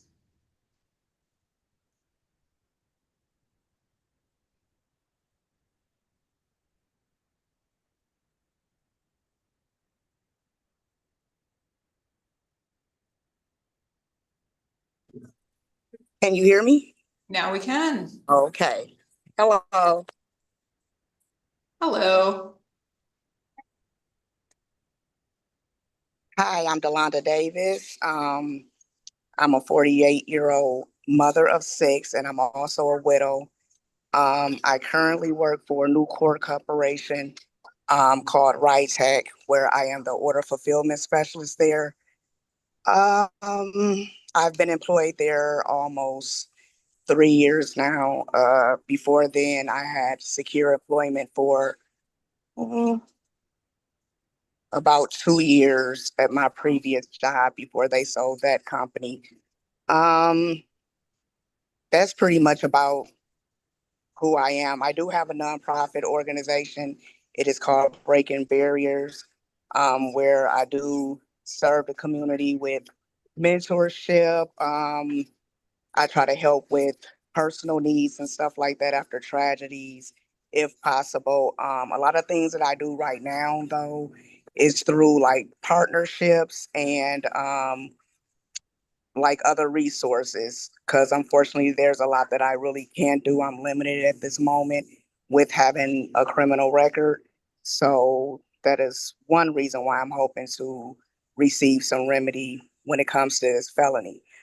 About the felon, it's about 26 years old now. I was, I believe, 21 years old at that time. And it is operating without owner's consent. A lot of what you hear about going on right now today. So with that being said, I was dating a guy at the time who happens to be the father of one of my children. And apparently he had a car that I don't know too much of the details. I'm being honest as to how he got it. But the bottom line period is the car was stolen. It did not belong to him. It did not belong to me. And I was headed to the car to go and get something out of the car at the time. He was actually about to leave and make a run. The sheriffs happened to pull up. And when the sheriffs pulled up, he went back into the house and left me out there. I do take accountability for even being associated with those type of people those types of characters. However, I didn't take that vehicle. And the officers knew that as well. I did plead guilty to the felony because it was either that or tell who he was. And I didn't want to do that at the time. Just being young, thinking I was in love. Um, you know, Pregnant with my baby by him, things of that nature. And I thought that I was doing the right thing at that time, for who I was at that time and for what I grew up around. Thank you, Ms. Davis. Questions from the board? Judge Kremers. Yeah, with respect to the crime, the felony that you got, I agree that the criminal complaint reads just like you just said. Basically, the officers saw you get in the car, but not drive it, but it was running. And so technically under the law, that counts as operating, and that's how you got charged. So I don't have any problem with the way that you were describing your involvement in the crime. That seems consistent. But what I'm concerned about is that all happened in 1998. And then Yes. 10 years or 11 years later, you get convicted of receiving stolen property in 2009 in Kenosha. And in 2010, you get convicted of disorderly conduct in Milwaukee County. And in 2011, convicted in Milwaukee County for neglecting a child. Mm-hmm. What was going on in that period of time, 2009 to 2011? During that period of time, basically, okay, let me just say this first and foremost. Anything that happened to me in my life is a contributing factor of what you may read on paper, but it's not an excuse. It's not an excuse. I wasn't raised the best, and this is my personal opinion. Um, that's why I'm thankful for who I am today, because I do have a renewed mind. So I do agree that I was someone coming from being molested all of my childhood and suffering a lot of different tragedies as a young age, with one of them being my father going to prison at the age of 8, in my home being raided. You know, that's kind of the life that I was raised around. So things like that was really just a normal for me.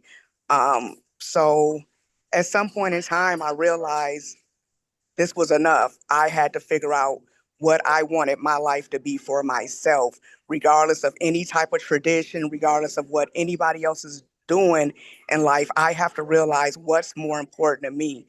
And the one I want to, so that kind of sums up the disorderly conduct and things like that, because I just was a bitter, angry person with a pile of debt. I was a mother of 6 children, you know, and that's just how I was. But I do want to address the neglect, because that is huge for me. As you can see, I took a court trial. During that time with that case, it was kind of like the transition of my life, because what I saw in my child in that particular case was some of the same traditions. So it was kind of hard raising her.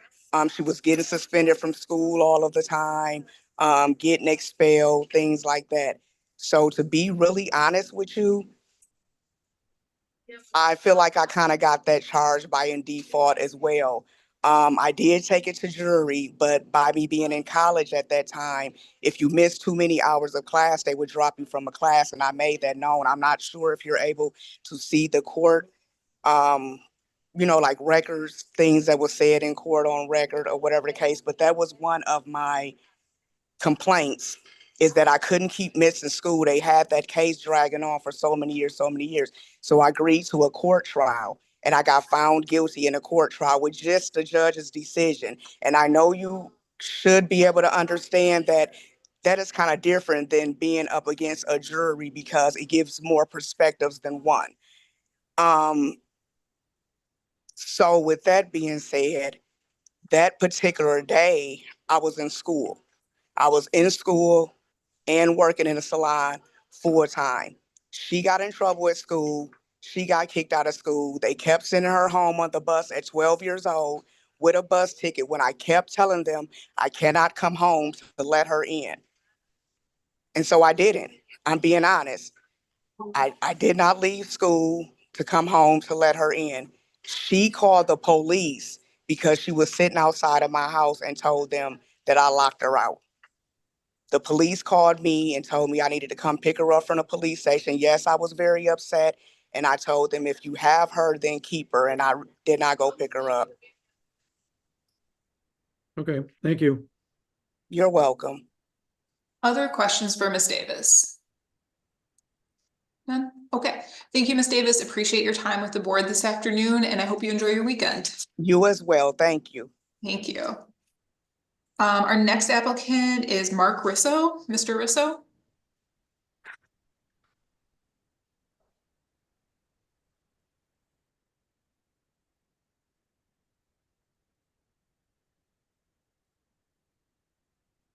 Mr. Risso, I see you on Zoom. Oh, there we go.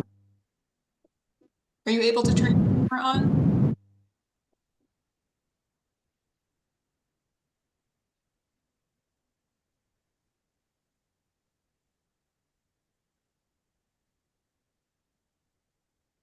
Mr. Risso, if you hear me, are you able to turn your camera on?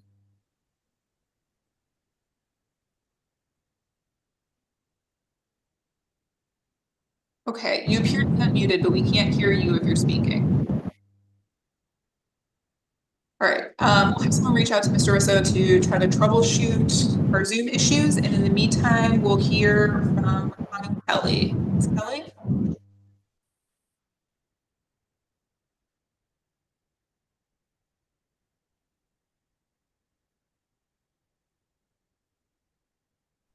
Hello, Hello. can you see me? We sure can, thank you. Okay, thank you. Well, good afternoon.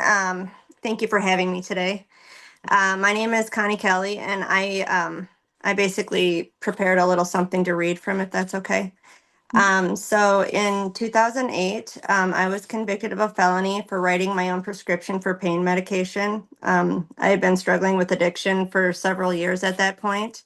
It was during a time when I was dealing with severe depression. I was in a bad relationship, dealing with medical issues.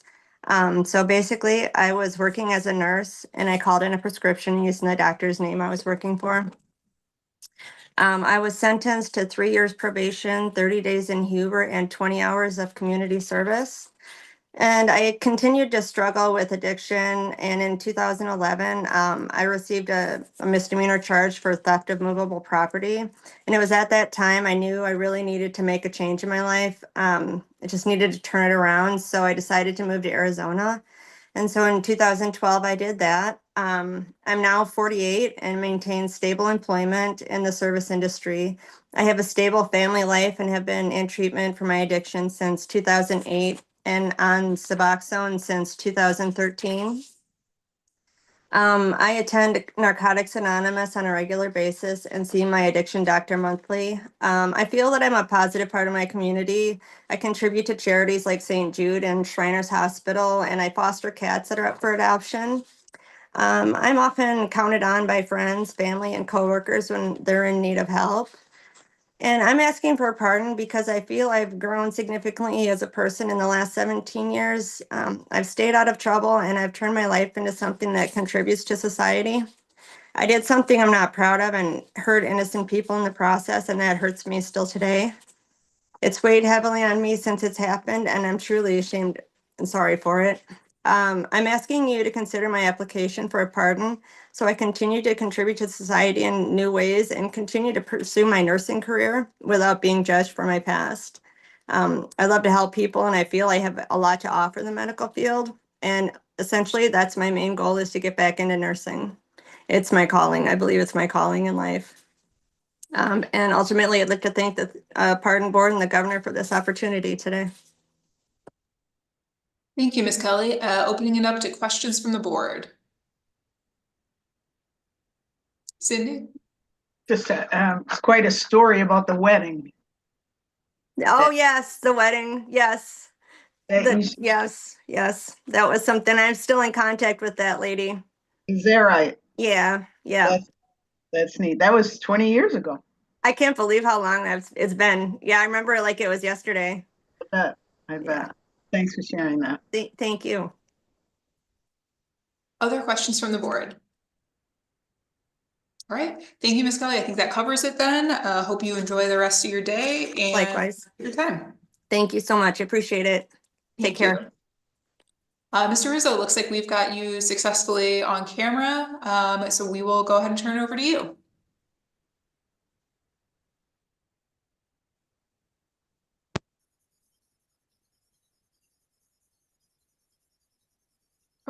Mr. Rizzo, are you frozen or just holding very still?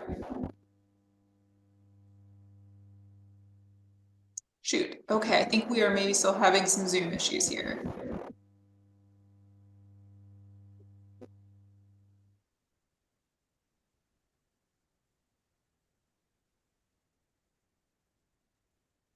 Okay, Mr. Rizzo, if you can hear us, we're gonna try a few more things and we'll come back to you once we have Zoom working.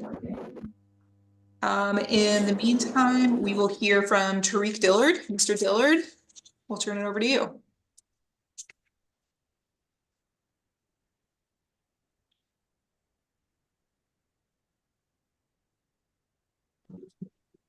Can you hear me?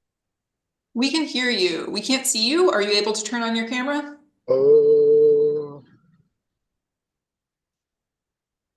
Is it on now? There we go. Okay. How you doing? My name is Todd Dillard. I believe it was around 2008, 2009, somewhere in there, possession of THC. Yeah, so a little about that. When that happened, it was we used to have some neighbors. They would, I don't know, have like rummage sales, sell little knickknacks or whatever. And he asked about could I get a package or whatever. So it sent the package, and it wound up being weed, obviously in the box. But prior to that, I was working at the Bradley Center and was at Kaplan College when that happened, or doing stuff for the medical field. So fast forward on that, when that happened, I wound up going to jail for 9 months. They gave me 2 years probation. I didn't get to graduate with my class or anything, but when I got out, I did go back to finish. I did graduate. I guess I'm asking for the pardon because I wasn't able to do anything in the medical field because that was my passion, what I was going to school for, because I had a felony on my thing for possession of THC. Since then, I couldn't do what I wanted to do.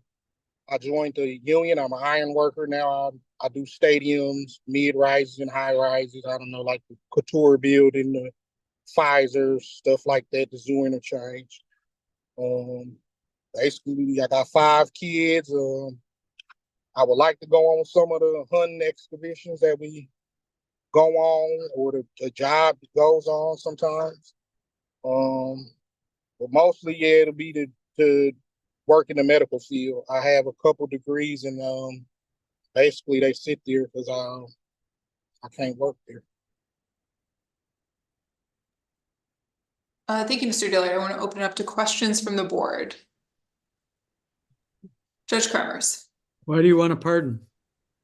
To work in the medical field. Originally, when that all happened, I was going to school at Kaplan College to work in the medical field. But after I got my degrees and all of that to do certain stuff, I couldn't because of the felony. All right.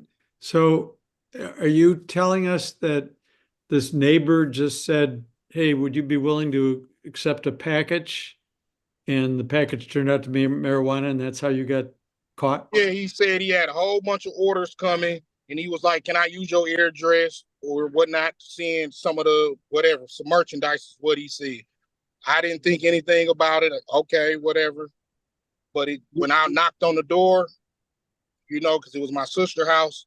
At that time, I stayed with my sister. I knocked on the door, and the police came, and they said it was marijuana in the box. So, but he agreed to pay you $400 to receive this package? I don't recall what it was. Oh. And you had no idea it was marijuana? No, they would always sell stuff like rummages and stuff. No, They I'm just always asking a question. If I would have you had no known idea. that was the case, then I wouldn't have messed up my going to school. Because when that happened, I worked at the Bradley Center and Kaplan College. Why did you plead guilty then? Listening to the lawyer. Sorry? Listening to the lawyer. If I would have had a better lawyer, no, I would have just went to trial. Well, but you still had to have a conversation with the judge where they said, did you That's do what this? I took advice from a lawyer, because moving forward afterwards, after I found out, I would have never listened to him. I should have fired him and never listened to him. That's not my question, sir. You went in front of a judge, right? Yes. And the judge asked you questions like, did you do this? Did you know it was marijuana? And you must have said yes, or you wouldn't have been able to plead guilty. Okay, but prior to that, I had a conversation with the lawyer. Before all of that, they said here, they got this offer on the table. You should take this offer. It's real good. You're going to still be able to go to school. You will get Huber release. It's only 6 or 9 months, whatever it was, and this and that, and it'll just be over with. So the lawyer told you to lie to the judge? The lawyer said that was a good deal for you. But if I were known, I would have just went to the trial. I understand. The lawyer told you to lie to the judge? No, the lawyer said to take that deal because you could probably do a lot of time. That's what the lawyer said. Okay, thank you. And then in 2016, you were arrested for domestic violence, disorderly conduct. It doesn't look like you were charged, but you were arrested. What was that about? I think me and my kid's mom was just having an argument, I believe, at the apartment, and the neighbor called. I wasn't charged or convicted. And then last year you were arrested for neglecting a child? Was I convicted? Because I know I wasn't. No, you weren't convicted, but you were arrested. Okay. Well, I shouldn't have been arrested when that happened either. That's why I wasn't convicted. That was back when it was a snowstorm. If you looked at the date, That's when we had that snowstorm. The car was stuck in the alley because my car couldn't get out the alley. I waited till the nighttime to try to push the car out the alley because I have a 5-year-old, and my daughter had came outside, and the neighbor called the police.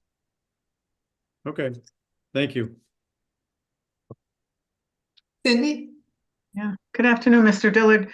As part of the application process, applicants are encouraged to submit letters of support for their pardon application, and you did not submit any letters. Can you tell us why not?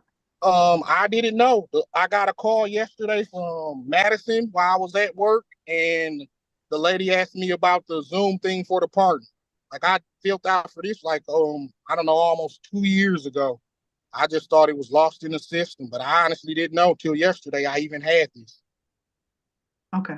But in the application, there's a section for putting in letters of support and a checkbox that you would have signed for.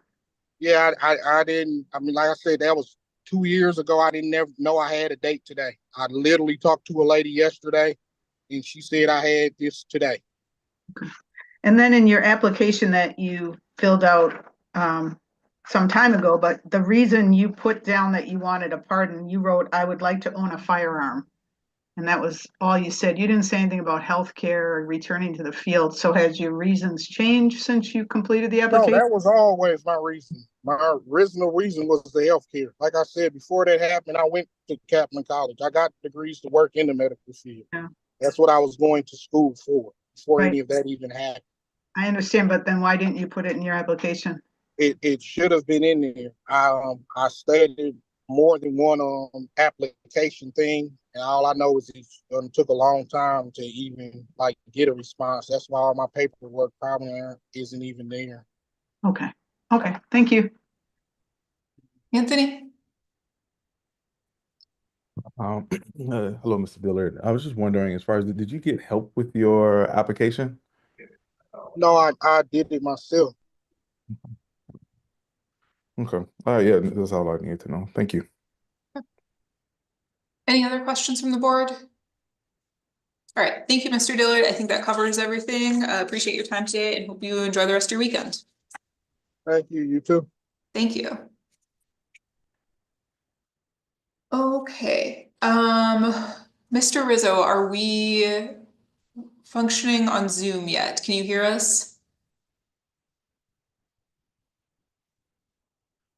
Okay, I think we're still having some issues. Next up, we'll go to Chet Brisky.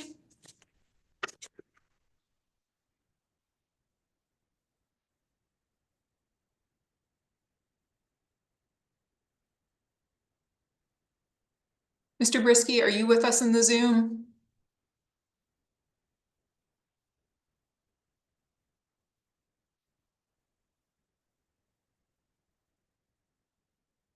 Okay, we've got a couple of folks who have just joined as generic phone names. So Mr. Brisky, if one of those is you, please let us know. And then let's see.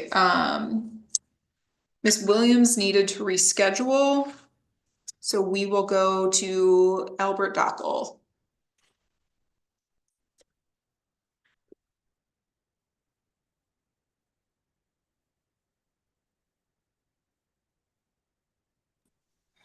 Can you hear me? We can. We can't see you. Are you able to turn your camera on?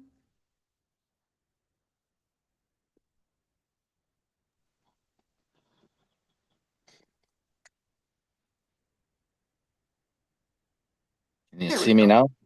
We can. Okay. Hello, and thank you for having time for me. My name's Albert Dockel. I'm a U.S. veteran. I'm married. I have 2 children that are adult children. They just moved out in 2020. My offenses were maintaining a drug house, manufacturing of marijuana, possession with intent to deliver or distribute. In 2010, I got caught growing some marijuana. I think there were 12 plants. At the time, I was going to Mid-State Tech to be a diesel mechanic. They raided my house, found a bunch of paraphernalia and stuff. And then in 2012, I got sentenced.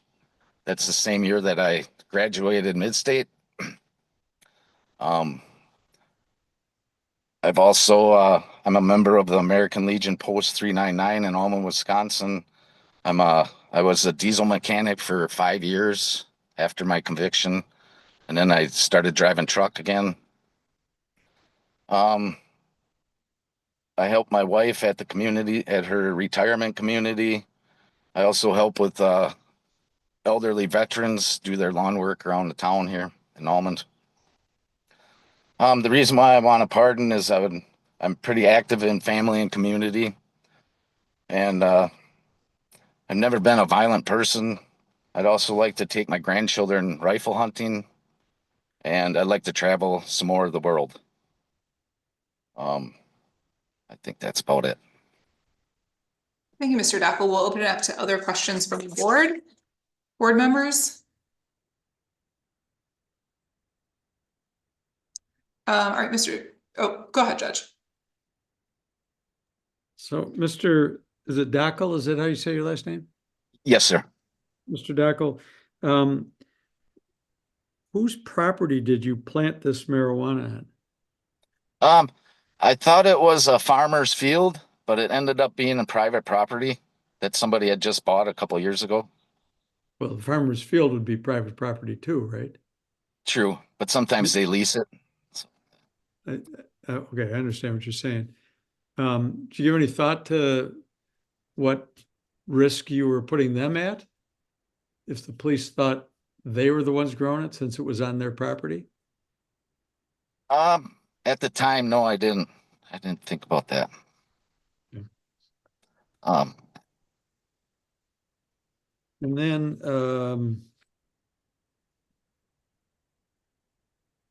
in 2020, you were arrested for disorderly conduct. You weren't charged, but what was that about? That was during the pandemic. Me, my wife, and the kids were kind of stuck in the house after what was it, almost 10 months of being stuck in the house together. We kind of got on each other's nerves. And the wife and I were both drinking and got into an argument. And my daughter ended up calling 911 on me because we were arguing and stuff like that. I got put in jail overnight, and the next day I was released and there were no charges. Let's see.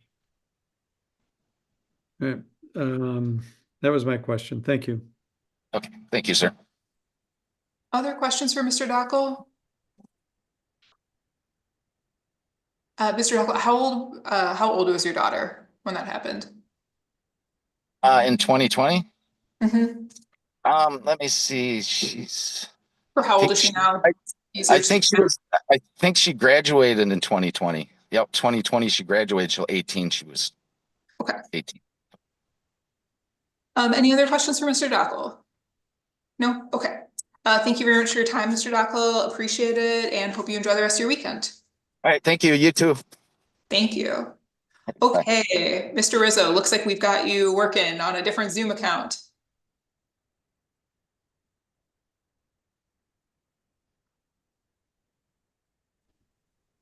Are you there? Yes, we can hear you. Oh, it's finally working. Yes, I had to go on my wife's computer. I'm not very computer savvy and mine crashed. I don't know what happened there. That's okay. Seems to be working now. So we'll turn it over to you. Just let me know if you need me to repeat the questions or anything like that. Alrighty. Yeah. Thanks for taking the time. Sorry about the problems, but yeah, my charge was burglary. I was young and with the wrong crowd, single mom, not a whole lot of adult in my life at the time, and just bad influences and pretty much just down the wrong path, and broke into some buildings. We stole some tools. Was sentenced to probation and restitution. We paid the restitution, didn't have any problems with our probation period. Pretty much been pretty good ever since. Met my wife, got in with her family. We've been married 32 or 38 years since we got together. 32 years we've been married. 3 kids, nine grandkids. Everybody's got jobs, put everybody through college. Everybody's good, and started our own trucking company in 2000. 25-year anniversary now. We have a excavating division part of that trucking company. Really, I guess I want the pardon mainly to be just off my record, but there are some bonded contracts that we could bid on if that wasn't on my record for the trucking company. But because we're not bondable, we can't do that with a felony. Other than that, I guess pretty much, I guess that's a summary of my life and a summary of what really happened. We're active members in the church, donated to Wounded Warriors, to St. Jude, helped the community during Christmas and stuff with some of the needy and stuff. And I guess that's about it. Thank you, Mr. Russo. Let's just see if any board members have questions. Cindy? Good afternoon, sir. As part of the application process, the applicants are encouraged to submit letters of support from family, employers, friends, neighbors to help the board make a decision. And you didn't submit any letters. Can you tell us why not? No, I didn't. I kind of overlooked that in the part of the application. And actually, when you asked one of the prior ones why, I was like, yeah, I don't know why, because we just overlooked it, and I just didn't have anybody send anything in. Okay. I do have the letter from the judge that does support. We have that as well. Okay, I didn't know if you had gotten a copy or not, but yeah, other than that, I guess it was just an oversight on my part. I should have, but I'm sorry, I just didn't. Okay, thank you. Yep. Any other questions from the board? Anthony? Hello, Mr. Rousseau. I'm just wondering, did you happen to have any help with your application? Just my wife and myself filled Thank it you. out, so. Thank you, sir. Yeah. Any other questions? Okay. Thank you, Mr. Russo. Appreciate your time today. Hope you enjoy the rest of your weekend. All righty, thank you. Thanks for your time. Thank you. All right, Chet Brisky is our last applicant of the afternoon. Mr. Brisky, I'm hoping this is you on the iPhone. I'm here. I don't know if you can see me. We can hear you, we can't see you, but we'll send you a little prompt to turn on your camera and see if that helps. There we go. All right. All right, we'll turn it over to you. Just let me know if you need me to repeat the questions. All right. No, I got a felony because I was just young and dumb and didn't consider being an adult. I was stealing from work. It was just easy money and never thought I'd be caught, and lost everything I had at the time, and spent 6 months in jail, did 4 years of probation. Definitely taught me a lesson. Recent years I've been involved in church, started my own company, worked for myself doing construction. But in the last year and a half, I took a job at Costco as maintenance, and just got promoted last week to tire shop manager.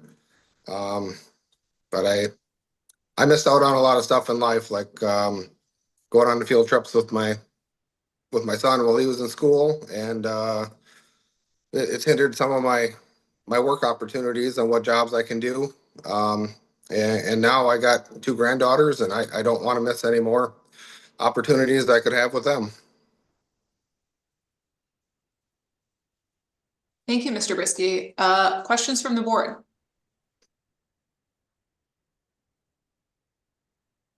None? All right. Thank you, Mr. Brisky. I think that means that your application and your presentation today covered it all. So appreciate your time and hope that you enjoy your weekend. Thank you very much. Thank you all for your time. Thank you. Okay, Ms. Williams has asked to reschedule, so that means that is all of our applicants for the afternoon session. At this time, I'll entertain a motion to move into closed session pursuant to Wisconsin statute section 19.85 sub 1 sub A sub D and F for purposes of deliberations concerning specific cases before the board, for considering specific applications and considering financial, medical, social, and or personal histories of specific persons. Do I have a motion? Also move. Anthony, second from Judge Kremers, all in favor, aye. All opposed, motion carries. We will move into closed session. I will just ask the board to give me a moment to make sure the live stream is stopped.